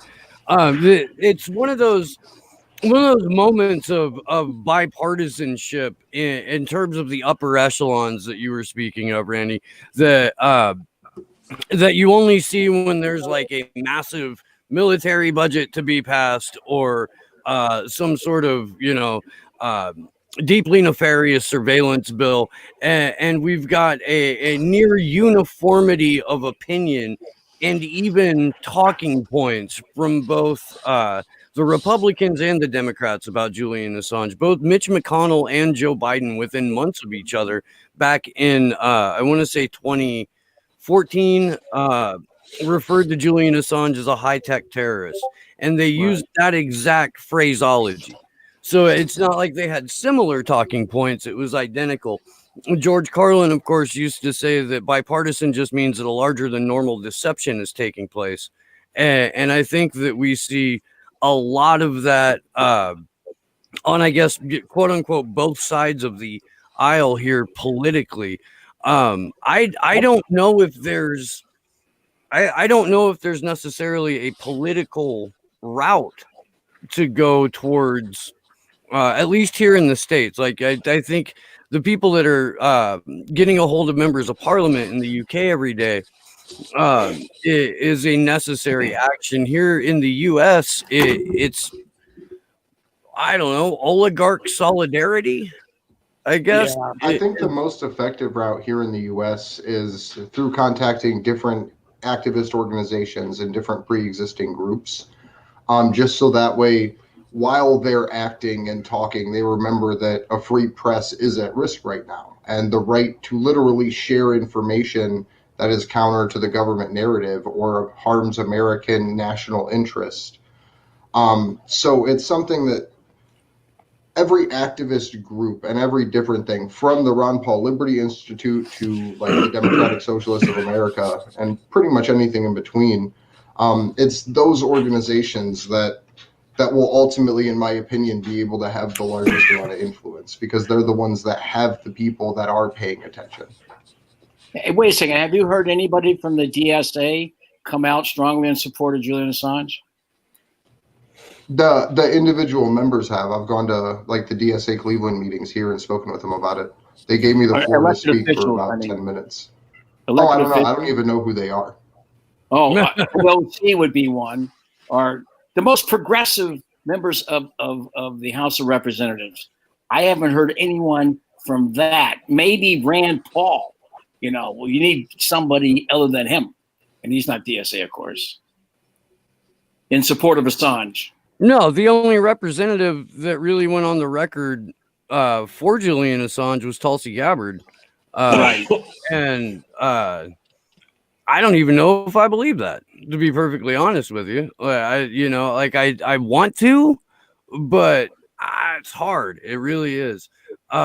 We have really a uniformity of thought. And it's not just, it goes beyond like the groupthink that we all experience whenever we have to be on social media, where you see different bubbles that kind of occasionally rub up against each other and then they sort of attack each other because of countervailing narrative.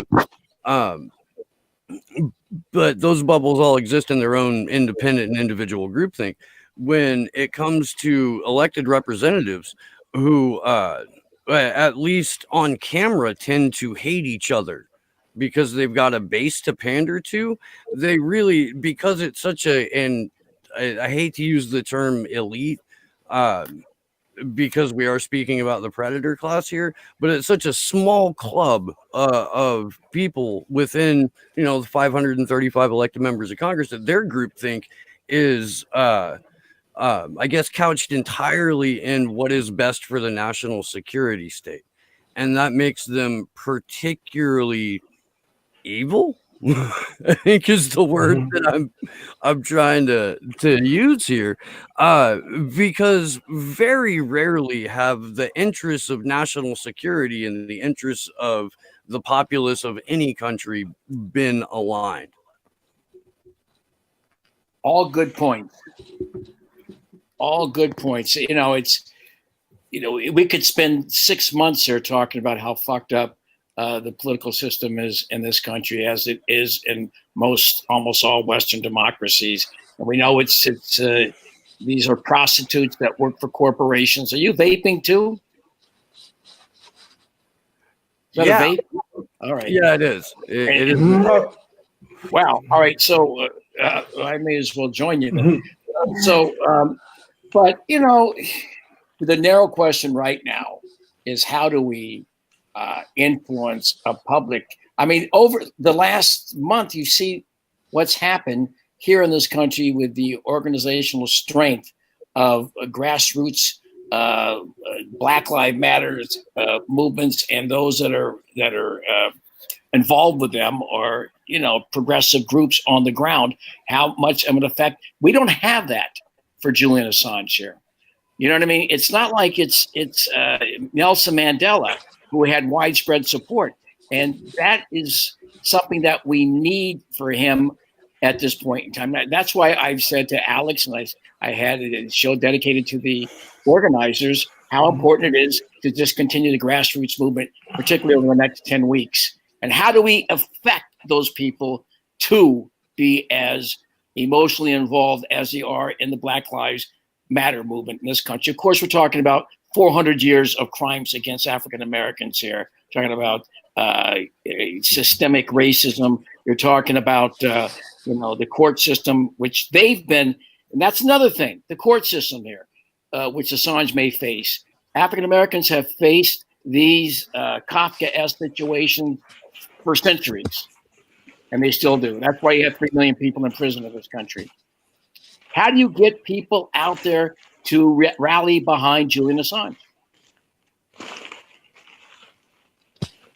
You want to take a crack at that? Well, I'll take a crack at it, because we've seen it become successful. We've seen it grow, and then COVID happened, and it just put a very convenient clamp on all of that. And it took George Floyd's 8-minute and 46-second suffocation to get people over 4 months of nonstop fear mongering before they left their houses in a political action.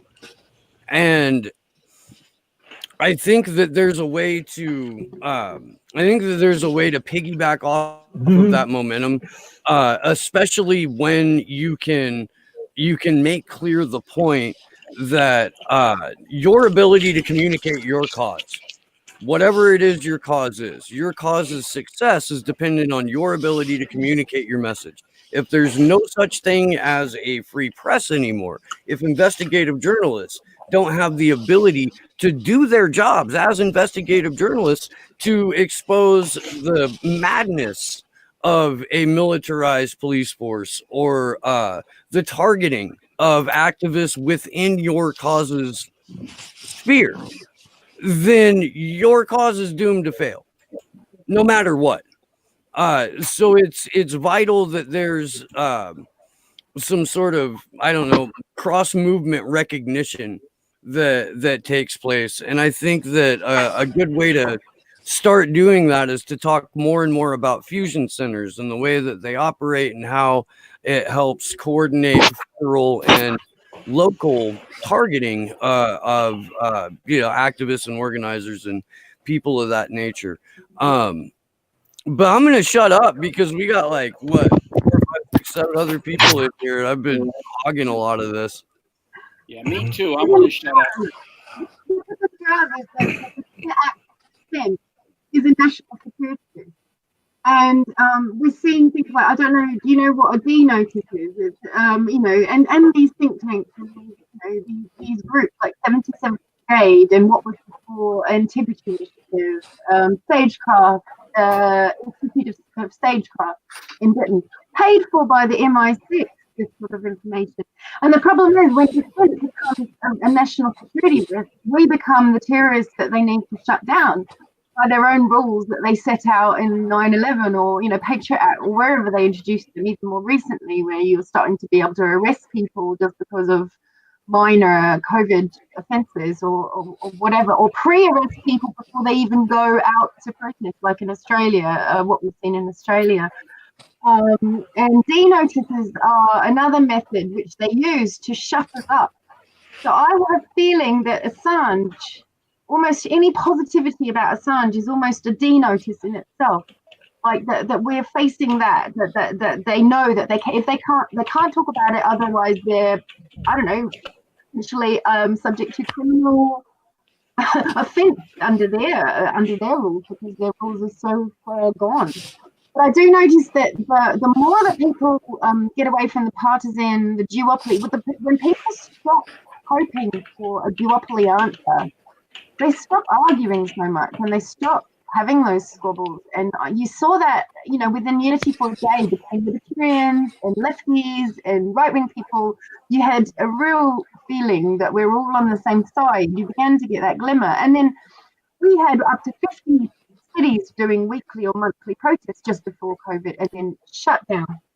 So from all that energy, I mean, Candles for Assange was listing, I think Randy Critico read it out on one of his shows. There were 120 events around the February 24th trial. And that's what got me meeting Randy, because he couldn't believe it. But I was just writing down whatever I saw other people doing for the trial. That's all that happened there. But I think that we are all going to be able to work together much better when we abandon this notion that politicians are going to save us, because that's just bullshit.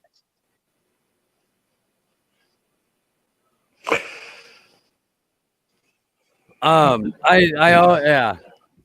We could mute.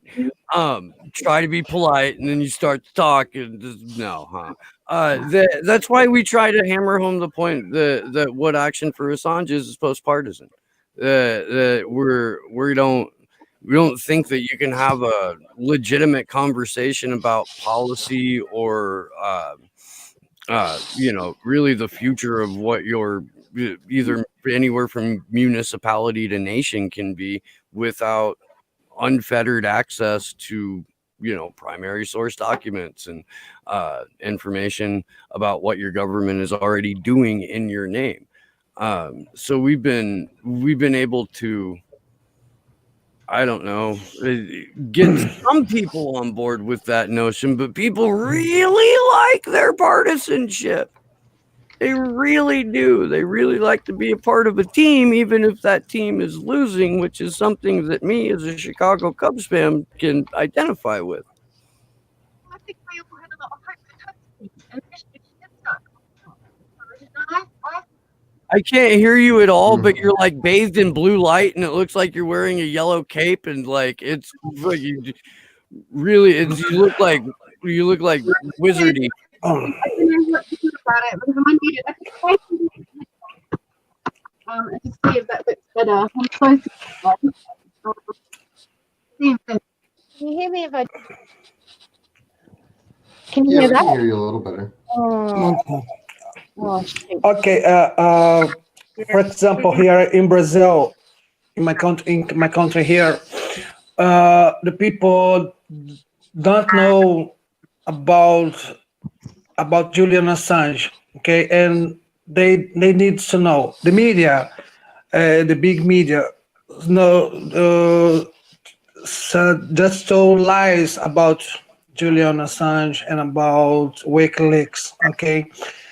I remember a long time ago, I told it to you, I think, but a long time ago, in front of the United Kingdom, in front of the embassy of the UK, I was make a protest in front of the UK, but just 6 people.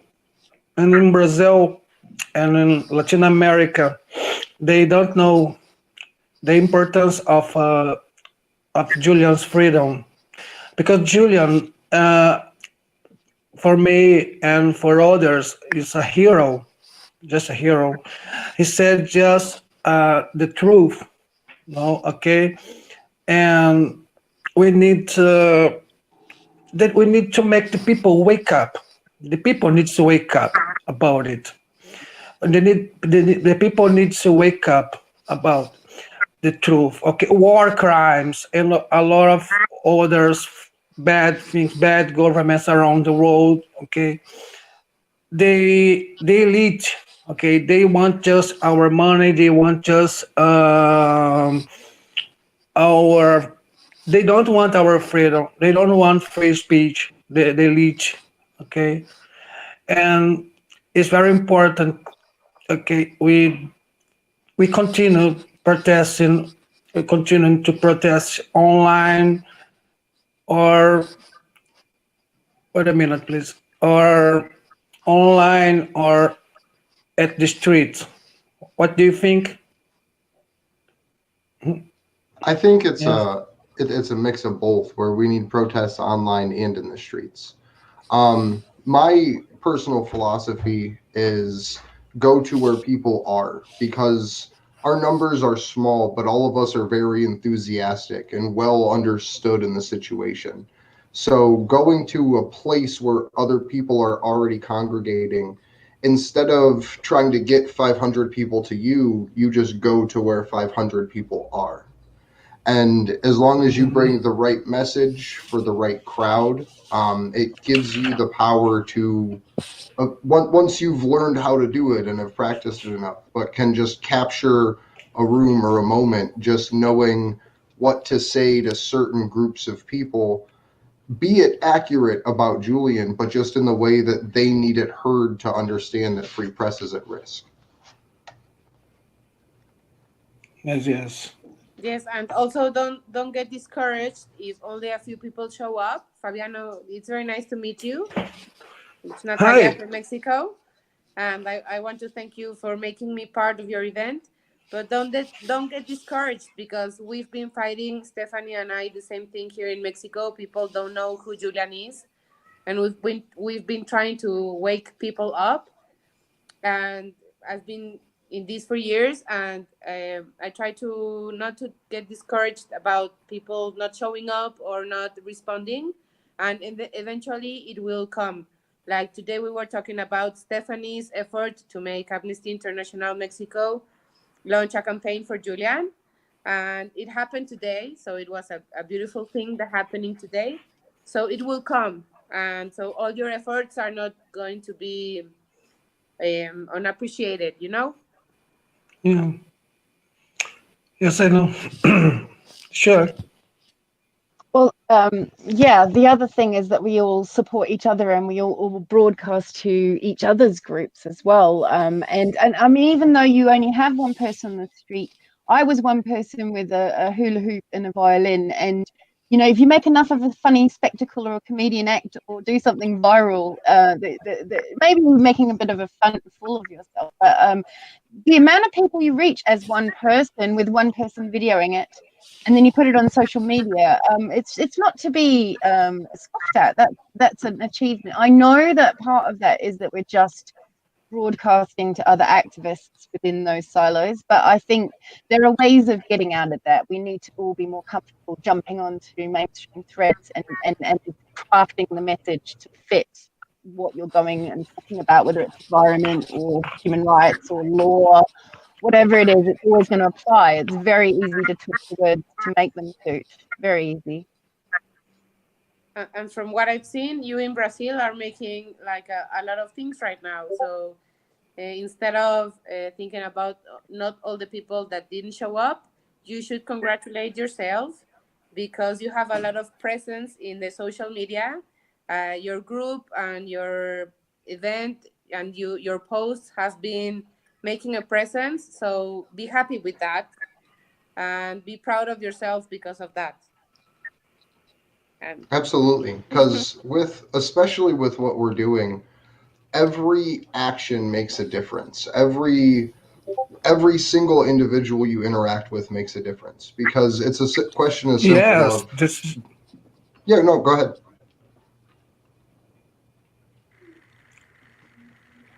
Oh, go ahead. No, okay. Go ahead. Yeah. Okay, I was just going to say, it's as simple as asking people like, hey, do you think that people should be killed for profit? Do you think that your government should be able to use your money to aggressively invade a foreign country and then prosecute the person that revealed that information. Because ultimately, in a large extent, all of our governments in some way, shape, or form around the world, each of us here, have been exposed for the true tyranny that they actually are.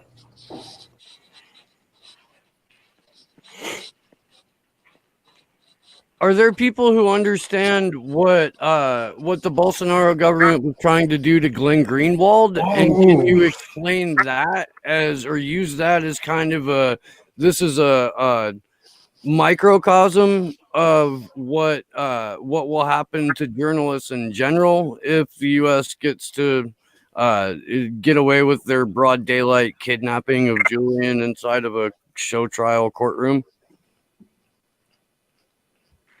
I mean, in Australia, we've already seen the effects of that chilling effect on journalism. Not just in just yesterday or 2 days ago.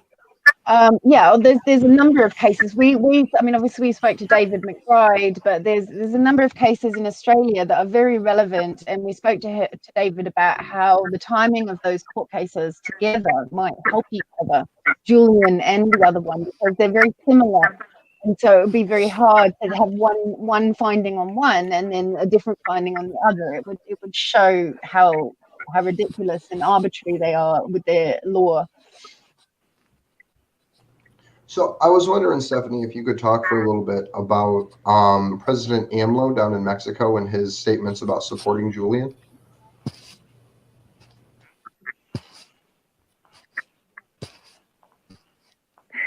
Well, he made a statement, but Yeah, about the statement that he had made. So, sorry, can you hear me? Yes. No, ya no. Yes, he has made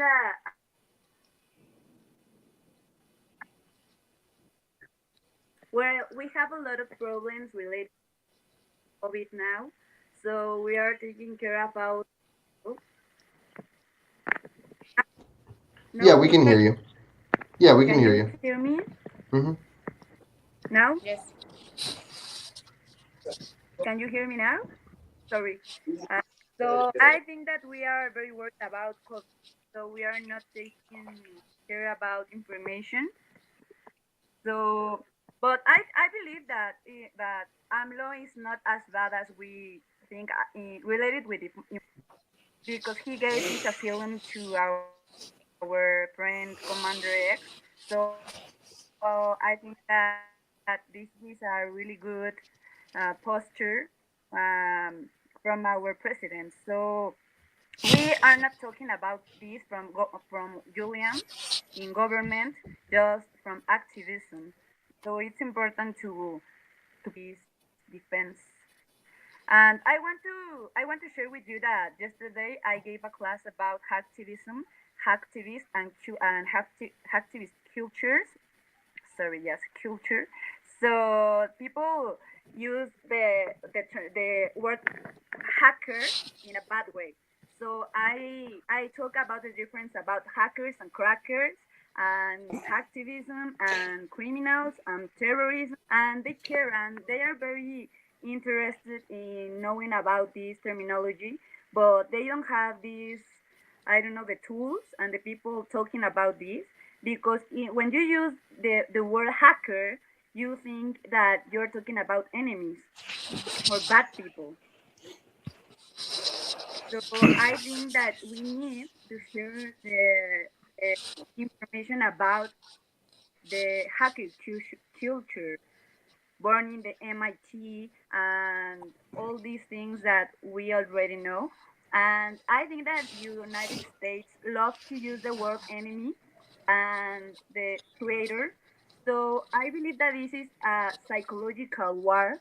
So we need to use another words, because they use the word enemy and they told us that enemies are like bugs or like other animals, but they don't have human rights. So I believe we have to change this. We have to talk about this. But I think it's important because AMLO is going to visit Trump in a couple of days or weeks, I think. And it would be important for López Obrador to mention this to Trump, because he mentioned Julian months ago, but it would be important to mention him again, because at the end, it's Trump who is prosecuting Julian. So each week, we put out a different set of actions for people to take. And what I'll do, knowing that, because I wasn't aware that AMLO was meeting with Trump anytime soon. Yeah. I found the emails to every one of the Mexican embassies and consulates throughout, like literally throughout the world, but most specifically here in the United States. So I will put those up on our website for different Julian Assange supporters to be able to take and send personalized or personal emails, because we don't have a template or anything for people. We just put emails out and hope that they'll send their own. So I'll put out those consulates and embassies next week. And I think that would be something really cool, just to ask AMLO, hey, please bring up Julian Assange. Yes. So it's for like a context or background. So apparently López Obrador hasn't left the country in 20 years.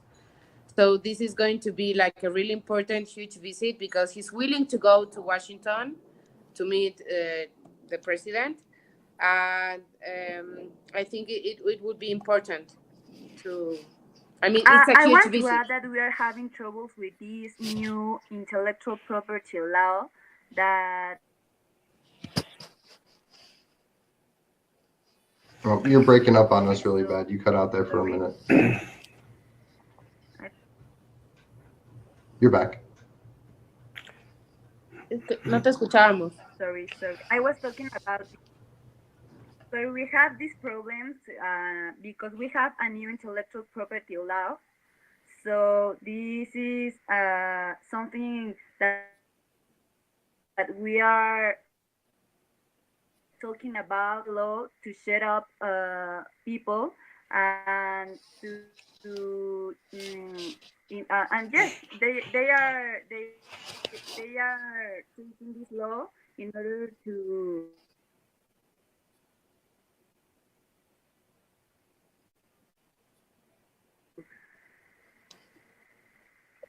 I need to study this law, because what they say that they are willing to take down all our rights. So You're breaking in and out on us really, really bad, but I do have to just stop to say that there was a beautiful cat on camera. So I did want to ask you, Fabio, in Rio and in Brazil at large, who are, if you know, like the countries that own, in a way, the media out there, and is there any really favorable news coverage for Julian out there?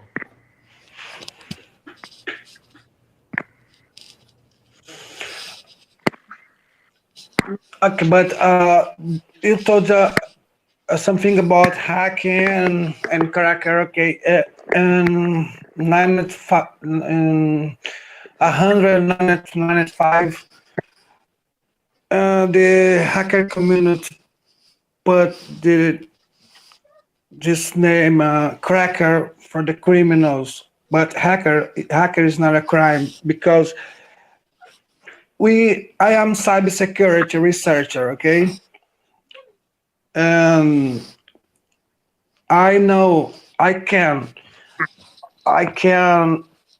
show the world a lot of things, but I have ethical. I'm an ethical hacking, okay? And I can't invite, for example, your cell phone, your iPhone. No, it's not interesting to me. But when a government makes a crime to the people, it's interesting. It's interesting to hack this, and this is important. The people around the world needs to understand it. What is hacking? Hacking is show to the world the truth. It's not to invite. It's not a crime. Invite. We need to make the people wake up about it. Okay. What do you think? I think Everyone that. hacker. Oh, go ahead, Stephanie. I'm sorry. I only want to say that everyone can be a hacker because hackers don't need to know about technology or computers. So it's people that it's very intelligent and that love to know about new things and learn and to improve things. So you can be a hacker if you are a lawyer or if you are a politician or if you are anything. So I want to add this. So just to give him a Yeah, shout out, that's it. there was a I'll take a politician glass of here in water. here in the United States named Francis O'Rourke. He went by Beto O'Rourke. It actually came out that he was a former Cult of the Dead Cow member. And I don't know if everyone knows who Cult of the Dead Cow is, but he was Psychedelic Warlord, I believe his name was, for Cult of the Dead Cow. So just to kind of point it back to what you were saying, you'll find people who were once in or may still be in some way involved in the hacker community in politics and in these places. Not that he's a good guy, because he's really not, but the poetry that he wrote is on point. I won't repeat it or try to, but Please don't. It's graphically horrible. Please don't. Yeah.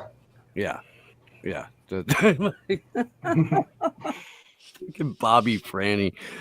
Did you know, Stephanie, that per the 2020 NDAA, if you are labeled as a hacktivist, a leaktivist, which is a brand new word that the government made up, or a public disclosure outlet, you are now in the same category as Al-Qaeda and Al-Nusra and every other terrorist organization, at least here in the States. I'm sure that will apply internationally in U.S. criminal courts if they're allowed to slow motion black bag Julian Assange and rendition him to the United States. I don't know if I just got here on the stream like half an hour ago, but I don't know if we've been through this or not, but it's not an extradition hearing. Julian Assange isn't a U.S. citizen. He's not being extradited. He's being renditioned. He's being kidnapped. He's stolen. But yeah, I don't know if you knew that or not. And if you did, and I'm sounding like an idiot, you can tell me. And are there similar laws in Mexico? Is like something like that on the books at all? How are hacktivist organizations categorized? No, we don't. In Mexico, they really don't know about hacks and hacktivism. They only think about trackers. And we have these crimes in our law, but they are not related to activism. We don't have the DDoS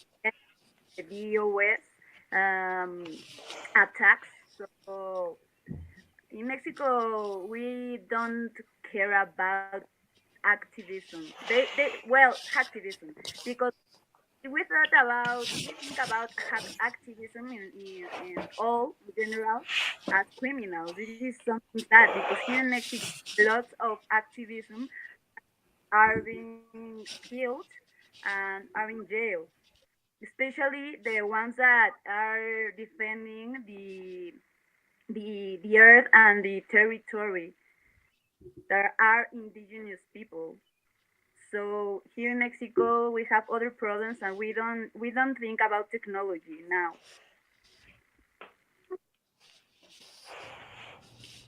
So Nat, I was wondering if you could talk for a little bit about what you think are the most important leaks, or like your favorite leaks that have come from WikiLeaks. Me? Yeah. Well, I was very into the Guantanamo files because before knowing who Julian was, I read about Guantanamo. And I was a little bit disappointed because there was not a lot of leaks about Mexico.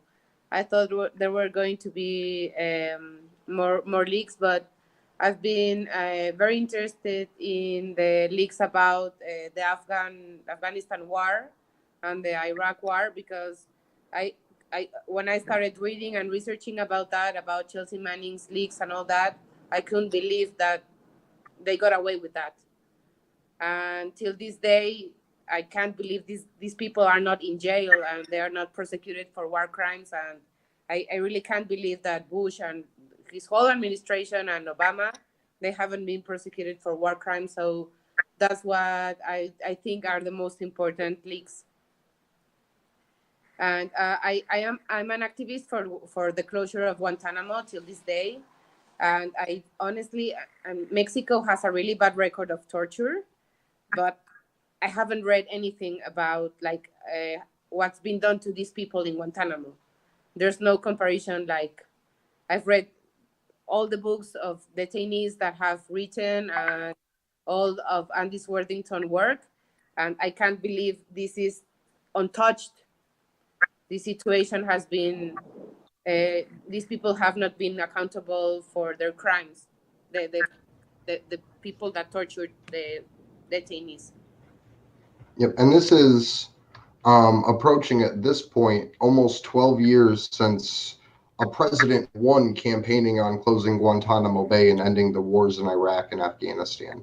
And it was a complete lie. Yep. I mean, he never intended to close Guantanamo. I think I don't like Obama at all, because I think he promised this like really important thing, and he drowned everyone, and he never intended to close Guantanamo. And I don't know, of course, the situation in the U.S., like the Congress didn't allow him to do that, or sorry, another cat. But sorry, but he got away with war crimes, and it's terrible that he's not going to be held accountable ever, because people love him. We had Ray McGovern and Bill Binney on Tuesday, and if you're watching now and you haven't watched that, please go and watch that. It was fantastic. But Binney said that he blames all of this on Gerald Ford because of Gerald Ford's failure to allow the indictment and prosecution of Richard Nixon to go through. He pardoned Nixon. Every president after that has immediately upon entering office forgiven his predecessor. And the last like 40 years of American empire has been particularly brutal. Like we started off as, you know, an empire on kind of a bad foot anyway, but man, the last 4 decades have just been soaked in the blood of people who had committed no other crime for than waking up with our oil under their dirt. And it's been rough. And so it's this practice of pardoning the last guy, no matter what they did, that not only it sets the precedent that you can do whatever the hell you want to if you're the sitting president, except for say the quiet part out loud, which is why Donald Trump has been getting all the shit he has. Because you're going to get pardoned by the next guy. Yeah. And I mean, Obama was awarded the Nobel Peace Prize, and he just like pretended these war crimes before him, they didn't happen. And he got awarded the Peace Prize just for saying, I'm going to end the Iraq War. Not for signing any legislation whatsoever that had to do with ending the Iraq, but for saying it. And they gave him a Peace Prize, and he went, okay, I'm going to go bomb 5 brand new countries. Ooh, how's about that? Yeah, he went and drowned 1,000 civilians and invaded 7, countries and killed.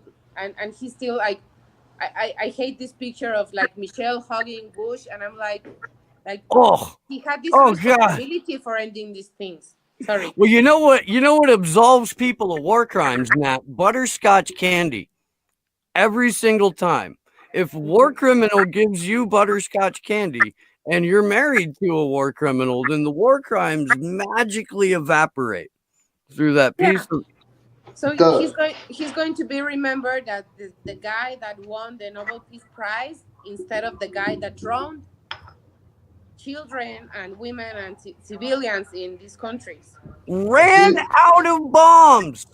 Dropped so many bombs that he ran out of bombs and had to order new bombs. That's your fucking Peace Prize winner. I know. He's one of the greatest creations of the U.S. propaganda state that there could basically be. Man. Like, just what people give him credit for versus what actually happened.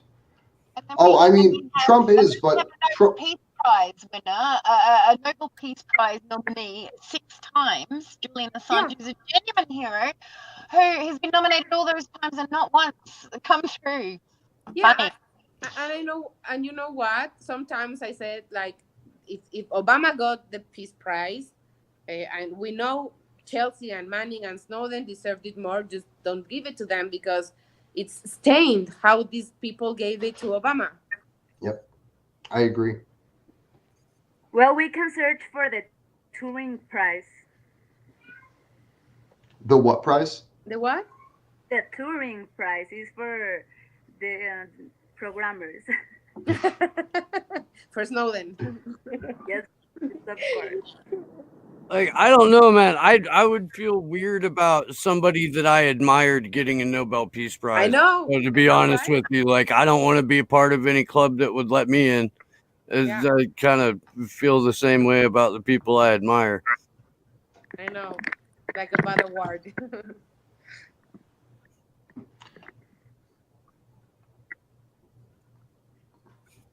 Just really, I mean, fucking yeah, awful words. Awful words. Maybe that was the very point, actually, Josh. You're right. Maybe that was actually the point of giving Obama it, is just to sort of put the nail in the coffin for future awards for anything peaceful. You know, it's easy, but just like Tulsi pulling and corralling all of us anti-war supporters into like fighting for her, and tipping your hat to Assange a bit, and that's great. But it all turned out to be bullshit, and we were all conned again. And it just is like, how many times are we all going to fall for that shit? And right now we see the QAnon people falling for it. You know, the where we go one, we go all lot, mega lot, all falling for it. The sort of anti-mainstream media psyop, the QAnon. And Susie's last comment to me a few days ago was that she felt that QAnon, the second that Julian steps his foot in America, if it happens, that they will be weaponized against Julian straight away. And all the people calling out for pardon will not think twice about changing their entire opinion to one of, let's give them the death penalty, because whatever they come up with, there'll be some narrative that they come up with, will pull them around. It'll be bullshit. We'll know it is. Have you heard Jimmy Dore's not unfair comparison to America as a nation of adult children of alcoholics? where as Americans we protect our abusive partner or spouse or parent or what, and we lash out at the people who try and say, hey, you really don't deserve to be treated like that. That's kind of our collective national identity, right? Same here. Stockholm syndrome, isn't it? It's what now? Stockholm syndrome, isn't it? Stockholm, yeah, a little bit, yeah. Were we falling in love with our captor? Yeah. And our captor at this point is the predator class, which it's still like it fascinates me, and I don't know how much this has been discussed today, but it fascinates me that they got Ghislaine Maxwell now. I know. Now, like well over a year after it really would have generated any kind of legitimate impact. And they waited 2 weeks after Barr had fired the lead prosecutor on the case, and they found her. Jason Burmis drove out to the house. I don't know if you saw that or not. But yeah, Burmis squeezed into a car with the Jackman brothers and drove the fuck out there.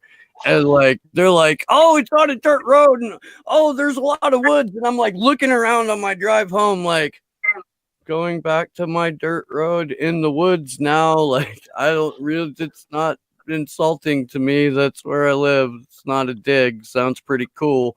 I probably would have told someone if I would have seen Ghislaine Maxwell, but it wouldn't have been the FBI. It would have been like the Slow News Day audience or just walked up to that motherfucker with a camera on. I don't know, dude. But yeah, the whole timing of it really kind of just, it's a head scratcher for me. And I was hoping to get some opinions from the esteemed people in the room with me right now. Well, I think the answer is who killed Ghislaine Maxwell? I mean, we can all talk about it now because, you know, it's going to happen, right? I mean, how else can we go forward?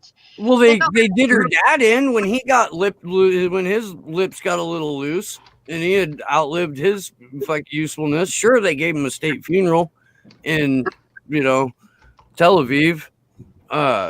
But I don't think she gets the state funeral in Tel Aviv. I think that would be letting the cat out of the bag a little bit too much. Yeah, and I wonder if she's going to squeal or if she's too high up to hurt. You know, it's just it's a wonder what they're thinking, how they're going to push this through. Whether it's just a delay tactic to get you to November. You know, we did do one thing that was right. We arrested Ghislaine just to distract you until November. Keep it all hanging over. I get the feeling that there's a real distraction until November thing going on everywhere with all the narratives. You're not like just holding on. Oh, it's just Biden. We'll just keep Biden in. You know, we'll wheel out Biden. You won't notice until we'll swap him over later. I don't know. There feels like there's some. I feel like they're trying to do like an artificial intelligence rollout across society. So they're shutting down certain sectors of it to be able to reopen them with different computer program implementation. Right. Does that mean we're actually going to get like AI Biden by the time November rolls around? And like suddenly he's just going to walk out on stage and say complete sentences and not grope 12-year-olds? Like, and we'll be like, what the fuck happened to Joe Biden? You know? So I'm pretty sure all the 2020 Democrats had the Neuralink implants, and it was like a big ass beta test. And what you saw is all of them malfunction when they were trying to get people to vote for Joe Biden. That's like where the script broke down. There's like no feasible way they can get any part of society to support him. Do you think that they're going to give the algorithm writers in Facebook or wherever they are, Google, do you think that those algorithm writers will get a Turing prize, Stephanie?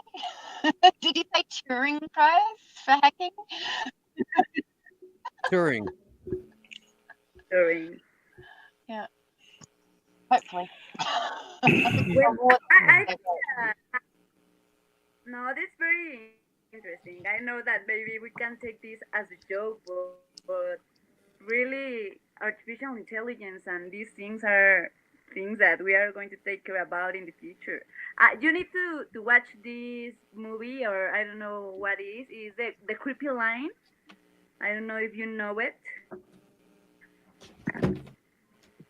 No, I haven't heard of it, but maybe you could link it. Well, in this show, it's related with the power of Google and all the social media. And the thing that is that they are shutting some kind of information. They are cutting this information from us. So it's very interesting because they are building this new whole digital world. So why we are not worried about this new world? Because they had agenda and they had their own, I don't know, objectives and plans, and we don't know these plans because they have a lot of power.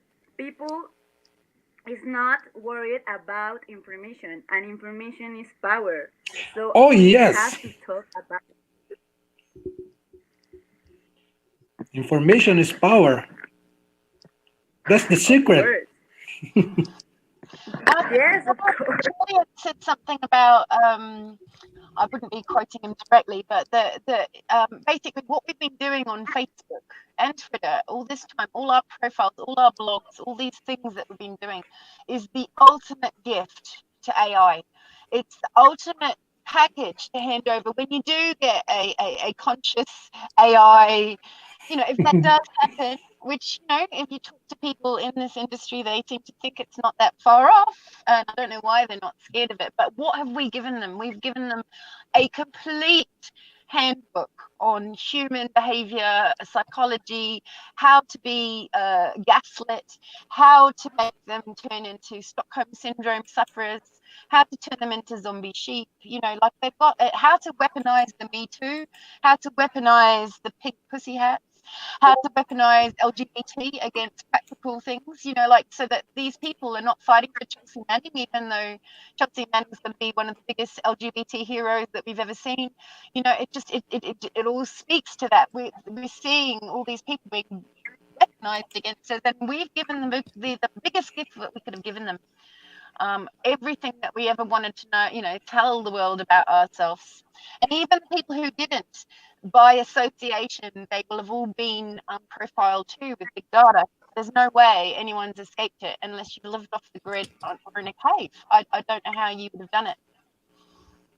So we're all in the AI's guidebook. Is it matrix? You know, they are hiring information about information from us, and we don't know what this information is. Which is this information? They taken up some web page, and they are erasing posts and pages. So we don't know what's happening. So they are hiring a lot of things from us. Yeah, I think that they can see where you look on the screen. They can track your eyes. They can see your expression. They can see what colors you're wearing so that they can advertise the same color clothes.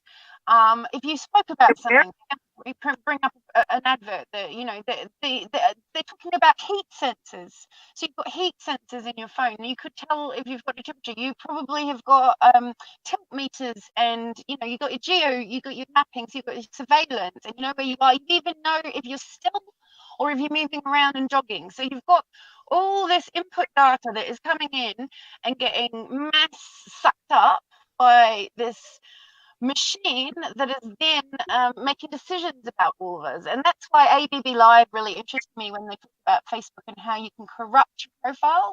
You can do worse than deleting. You can turn your profile into the craziest shit that would just confuse anyone. You know, like we all went in there and messed around with stuff. You know, maybe that would help somewhat and start confusing it. It'd be fun. It would be. The leak that I'm waiting for, right, to come out is for someone to release all of the collected NSA information or what have you in a searchable database, so you can see and search what they have on you and on your friends and things like that, to essentially to drive the point home to people that they shouldn't have to say, well, I have nothing to hide, so I don't take privacy seriously. I think getting that core focus back to people, that they're collecting so much information that it's not about if you're doing something right or wrong. It's about influencing you to make the decisions they want you to make. And they being insert whatever, whether it's a corporation or a power elite.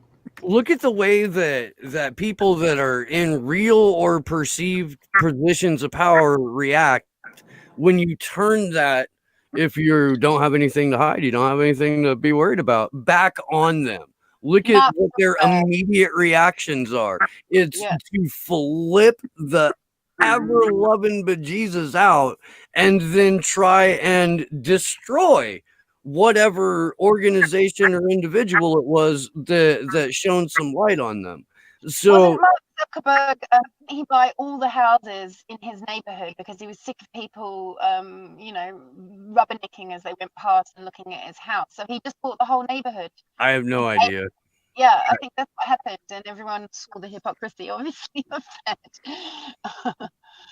Well, you know, he didn't like people filming him taking his dog for a walk. Does he have the whole neighborhood behind like one gate? Like, can other neighborhood kids get in there on bicycles and just egg every single one of those empty fucking houses relentlessly for like months and months and months? Like go and like poorly bury some salmon or something, like in the garden or something.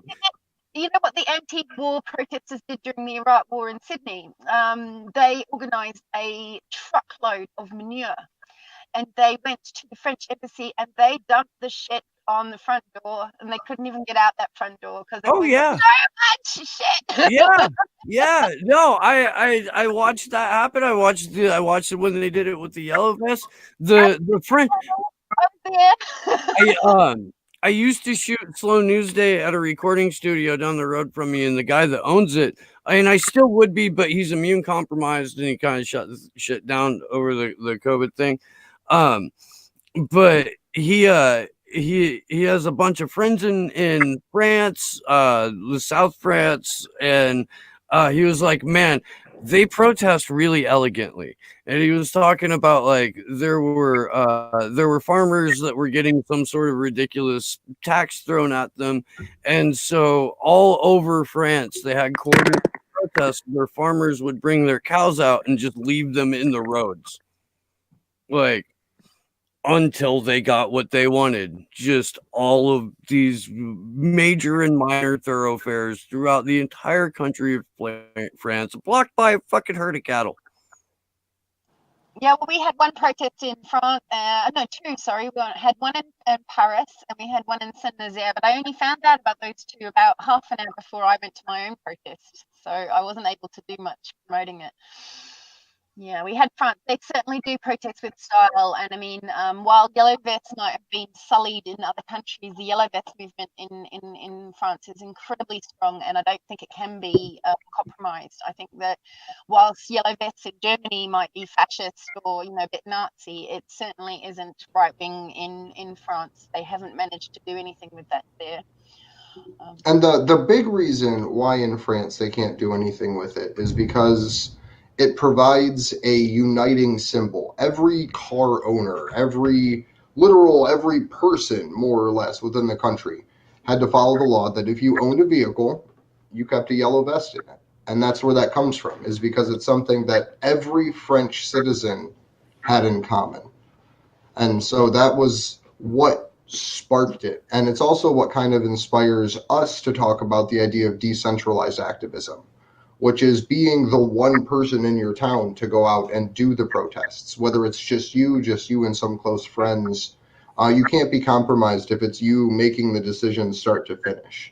If you're the one that designs the posters, picks what poles to put them up on, it's solely your decision. If you choose to go and do a sit-in at a media institution, which I think one-person sit-ins are a great idea, just going to a local newspaper and using it as a way to just chit-chat with local journalists about what they think about Assange.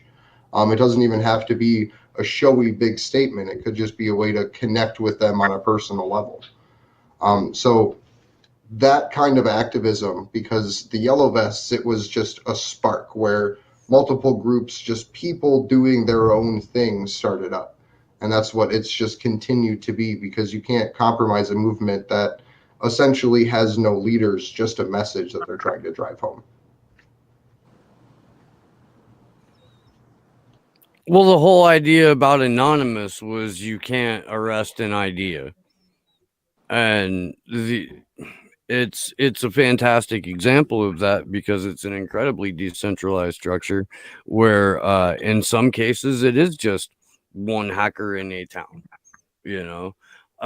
but what you can do when all of you get together, and what you can do when all of your smaller protests happen in the context of a 26 hour long live stream and a dozen or more countries, all the way, allows people to know that it's not just them.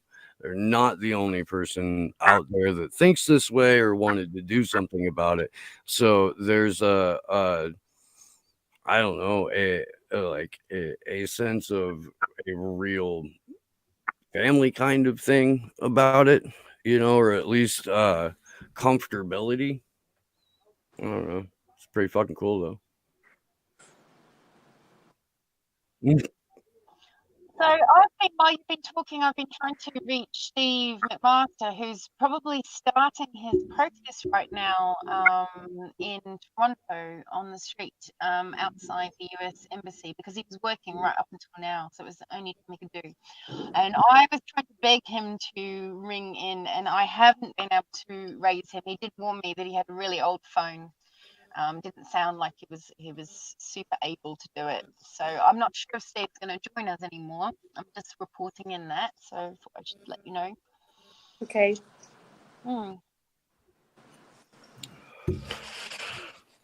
I don't know if we've said this for a minute though, but if there's anybody that's currently watching right now that wants to jump in, get a hold of us, and we'll figure out how to get a hold of you, and then we'll get you on here. Yeah, if they message me on Candles for Assange, I can send a link if they want to join, and or on Facebook Alex Hills, and I will get the message and I can send the link. I'm happy to give out Andrew's personal number while he's not here.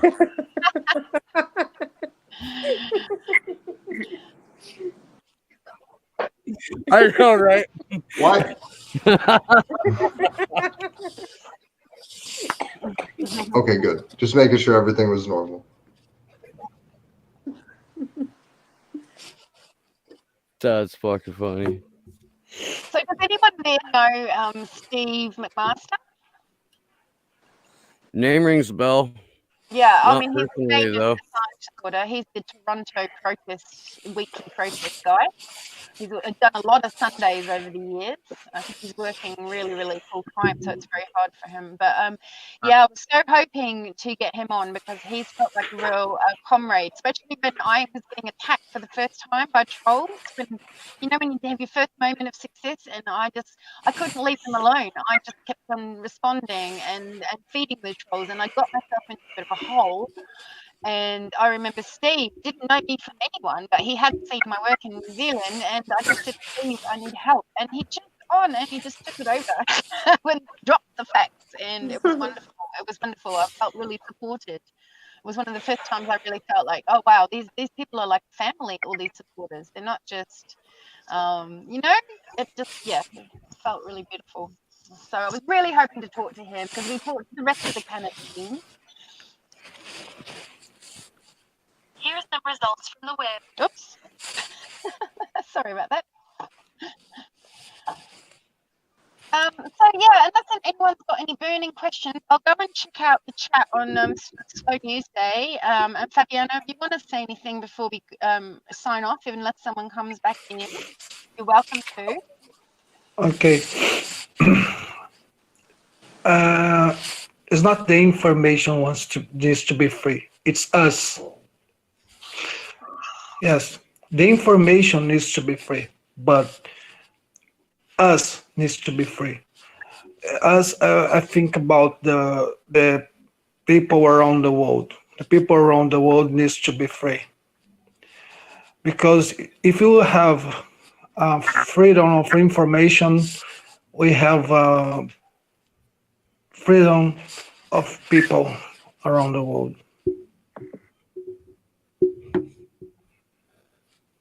Someone just asked a question on the live chat, says, can the ethical hacker tell us what his thoughts are on the current state of hacking? Ethical. Is that you? It must be you, Fabiano. Are you the ethical hacker? I don't know, ethical hacker. For example, somebody makes a crime. Okay, somebody is doing a crime. Okay, but the media and the government and the police and everybody doesn't know and doesn't matter about it. But hackers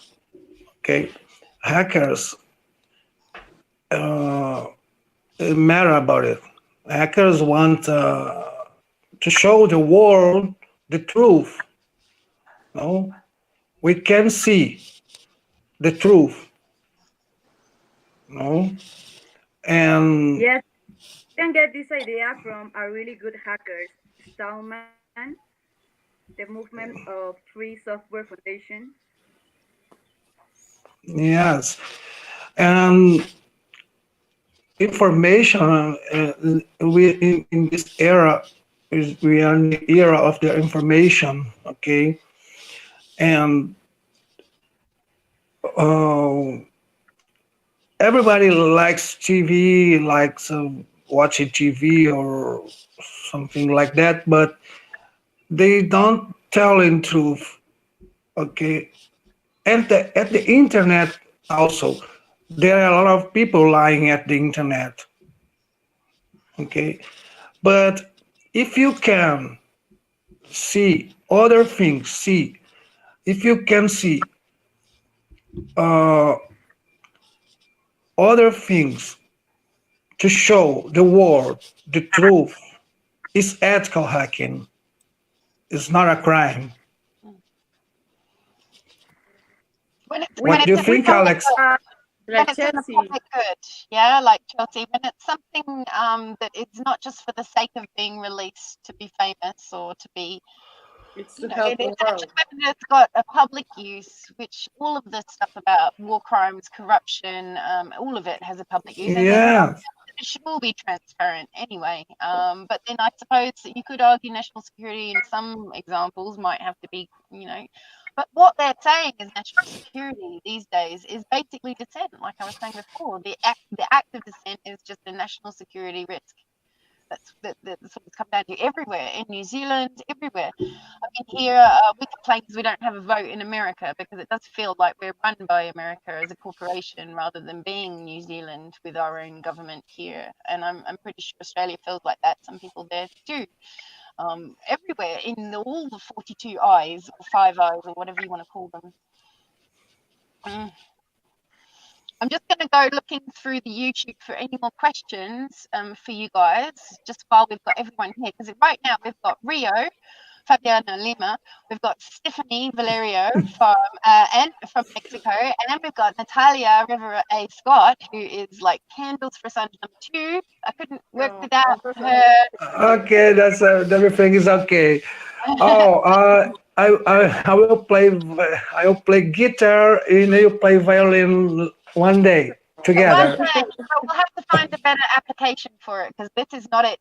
If you heard us singing "Happy Birthday" to Julian when we had a cake and we were blowing the candles out, you would not want to do music on here. It's not good. It's not good. It's so bad. It's timing.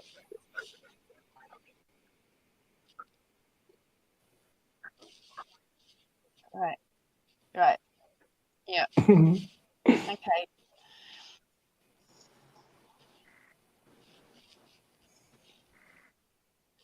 I don't know. Yeah, I'm trying to scroll through the chat here on my. Oh, yeah. We've got Rob in there. And I don't know if there's been any questions, because there's an awful lot of chat in your show there, Steve. You've got the Yeah, I know. They're just kind of having their own little conversation in there. It's yeah.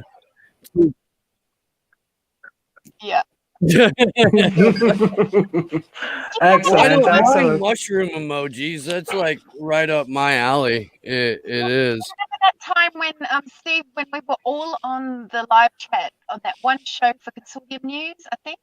That was when Benny and McGovern were on Consortium News. Yeah. The whole family was there. Oh, Alex, you're amazing, Alex. That was a weird moment, seeing Lauren Steiner pop into that chat and then like ask a really silly question and have like 40 people answer her at once. Yeah. That was a little surreal. If you don't know who Lauren Steiner is, she has a show, the Robust Opposition, and she's very, very, very, very interesting, but I think she tries to pass herself off as like a quasi-political insider, and has oh, so it felt like I was getting played off stage there for a minute. Like, all right, dude, your 3 minutes are up. Fuck off stage. No, it's not that time yet, Steve. You're done.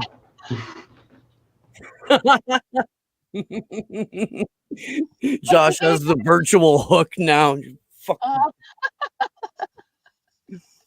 God damn.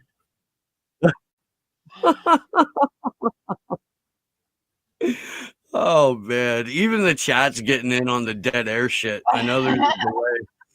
That's fucking funny. We've got people from like all over the planet that know what a Kevin is now too. I feel like that, you know, A4A accomplished nothing else. It's that we gave a new universal nickname to NSA agents tasked to monitoring the chat and GCHQ ones and what? Oh, God damn it! What's the acronym for Australia for their? Roots, is it? Roots? I don't know. Bruce is a very Australian name. I don't know. I think we came. I think it was. No, I think it was. Trevor was GCHQ. It might have been like Nigel or some shit. I can't remember. I think we should just use Kevin universally. So it's just a term. Like you can go into any country and be like Kevin, and like everyone knows what you're talking about. He did. Alex from Red Star Radio is 100% credited for Trevor, which is fitting. You know, fucking Trevor. It works. Euphoniously, it rolls off nice. I was saying before that when Greg came over, Greg is the person who pretty much did the TPP in New Zealand, the major TPP protests and advocacy. And he's also my co-founder for Free Assange New Zealand, because we came up with the petition idea together. 47th birthday, the original candidate. Yeah. Oh God, what was I saying with that? I'm too tired to like remember where I was going. So that's it. So Greg came over yesterday before the protest, and we sat together, and for the first time our phones were in the same Wi-Fi for a long time since COVID, and both of our phones just broke down instantly. I'm on my Wi-Fi, I'm normal, and he's plugged into my Wi-Fi as well, and neither of us can find anything. You go to Twitter, it just went grey. You go to YouTube, it's just white. You know, and everything we were trying to play, I don't know about you, but I've totally stopped working. And it was as though the two spies spying on both of us and cyclically spying on the two of us together. It was almost like we created a feedback loop, and it was almost stopping us from doing anything. But I mean, maybe I'm making it up in my mind, and it was just a slow broadband day. But you know, I might be tinfoil hat, but it certainly seemed like it to me. Yeah. Oh, the amount of coincidences that happen while you're doing this type of activism is it's beyond count. But that's part of their strategy, is because you can blame any fart in the wind and be like, oh man, was that them? So ultimately it's something that you just got to be like, they're fucking jokes. Like they've been using the same playbook since literally the beginning of human history. It's just divide and conquer. So all it literally takes is you to just recognize and just step past their bullshit. Like you just move to the other side of it and say, like, what are the foundational issues that I care about? Ending slavery, being able to ensure the propagation of factual information, and making sure that people can live a life without violence. Like it's those basic things that once you move past all of that propaganda, you can find so easily and clearly. But my team, I love my team, and my team loves me back, even though they never do anything for me. They love me back too, and that's why I give my time and energy and resources to that particular team. It's so fucking, it's just so frustrating.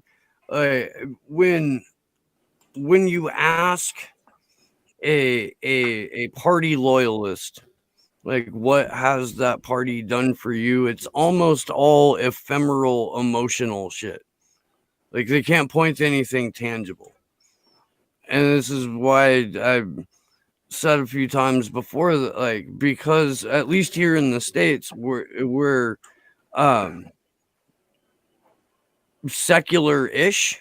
You know, like 70% of the country still identifies as a Christian, and there's a number of different large religious groups that are around here. But in the political space, most of these people are secular, and all of the energy that goes into being a fundamentalist religious zealot has gone into their political ideology. And when you attack, or I'm sorry, when you talk to someone and they perceive it as an attack, it's the same thing as like showing somebody a book that contradicts their book, you know, whatever that book may be. Like if someone's invested in the, I don't know, the ceremony and the just the what's the word I'm looking for here? When somebody's that invested in religion or politics, there's no real getting through to them. You know, it's because you've attacked their identity, the core. You've attacked the core of their being, or where they put their energy into thinking is the core of their being. And I always wonder out loud how you can like talk around that. I'm sure there's a way to talk around that. I think we were just saying how easy it is to frame the message for anyone.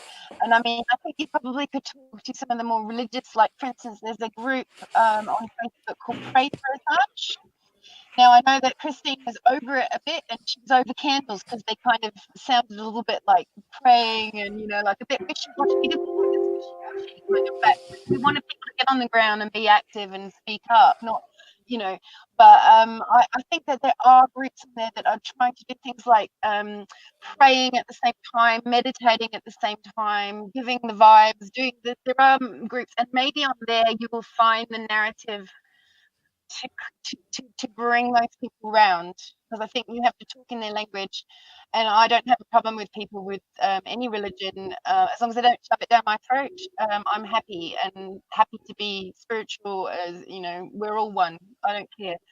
But yeah, I think that might be an answer, because Pray for Assange is a group on Facebook with about 8,000, I think, members. It's the bigger ones. So I think it picked up, you know, that religious base. It's got people who can just see how religiously wrong our government is. You know, if you're a spiritual person, surely you can see all the wrongs. You can no longer support the government, so you have to fight it, you know, if you're a good Christian. And I think, you know, there are ways to frame the narrative for anyone. Yeah. Spin it is what I'm saying.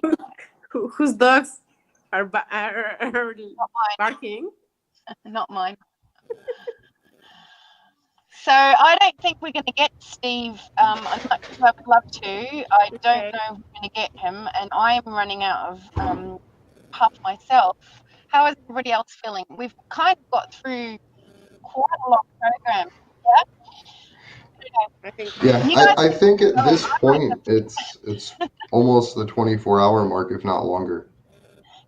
Yeah. Alex, you're a warrior, Alex. You've been off like for 3 days or something. So you should go to sleep, and it's no a warrior. Alex, you are a warrior. Yeah. No. Thank you, Alex. Thank you. Thank you very much. I just listened for Thank you very much for joining us. Yeah, thank you. Thank you. Thank you. Yeah. Alex, please go to sleep 3 days and. It really isn't about World Press Freedom Day. That was really crazy because I had a bit of a drama the night before, which kept me up all night. The World Press Freedom Day. That was, yeah. So the night before the World Press Freedom Day, which was a 14-hour ridiculous stream, which I remember the whole of it, but I was trying to be there as the handover person and also do my own segments here and there.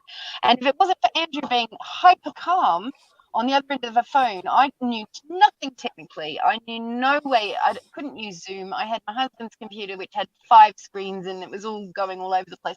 I couldn't technically manage it. And yeah, by the time I was that tired when I started, and then I had to keep on going, and I didn't get any. Whereas this one, Josh and I decided to cut the stream after we finished the Australian and New Zealand lot. And we literally, both of us, went to our, respective falling asleep zone 3 hours exactly, and then messaged each other, and then we're straight on again. So it was very efficient. I feel okay. I have moments where I lose my words, but other than that, I'm all right. Both of you guys, I am impressed by your feats of strength getting through all this. So I just want to say a big thank you to Josh and Alex for being able to pull all of this off a second time. Josh is amazing. Yeah. So my hope is, as this goes forward, we'll be able to do more of these with less stress on each individual, being able to, because I can help out with some parts of it and such. So I think it'll be really cool to see how this kind of format evolves over the next couple of weeks. Well, I mean, what would be really great would be a way of sharing videos and music where we can interact with it, because I'm missing that, because we have to sit here when things are being played and we don't really know how to talk to them because we haven't.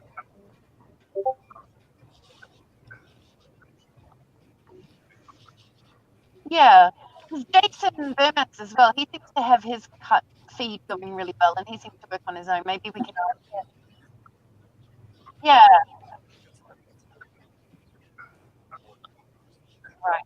Right.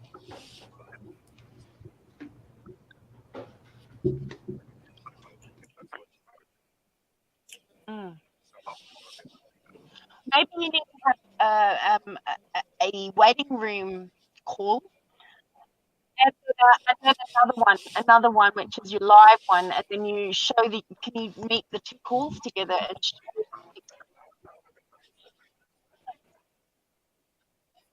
Yeah.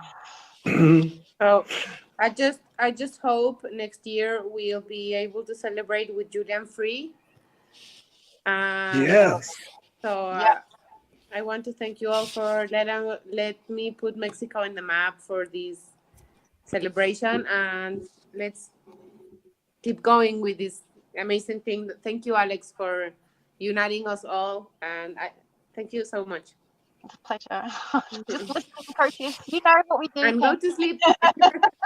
Go to sleep already. Excellent. And thank you, Stephanie, as well, for coming and talking to us. Thank you very much. Yeah. If you'd like to follow us, you can find us on Twitter at action_4 Assange. You can also follow us on Facebook. We also have a Rockfin.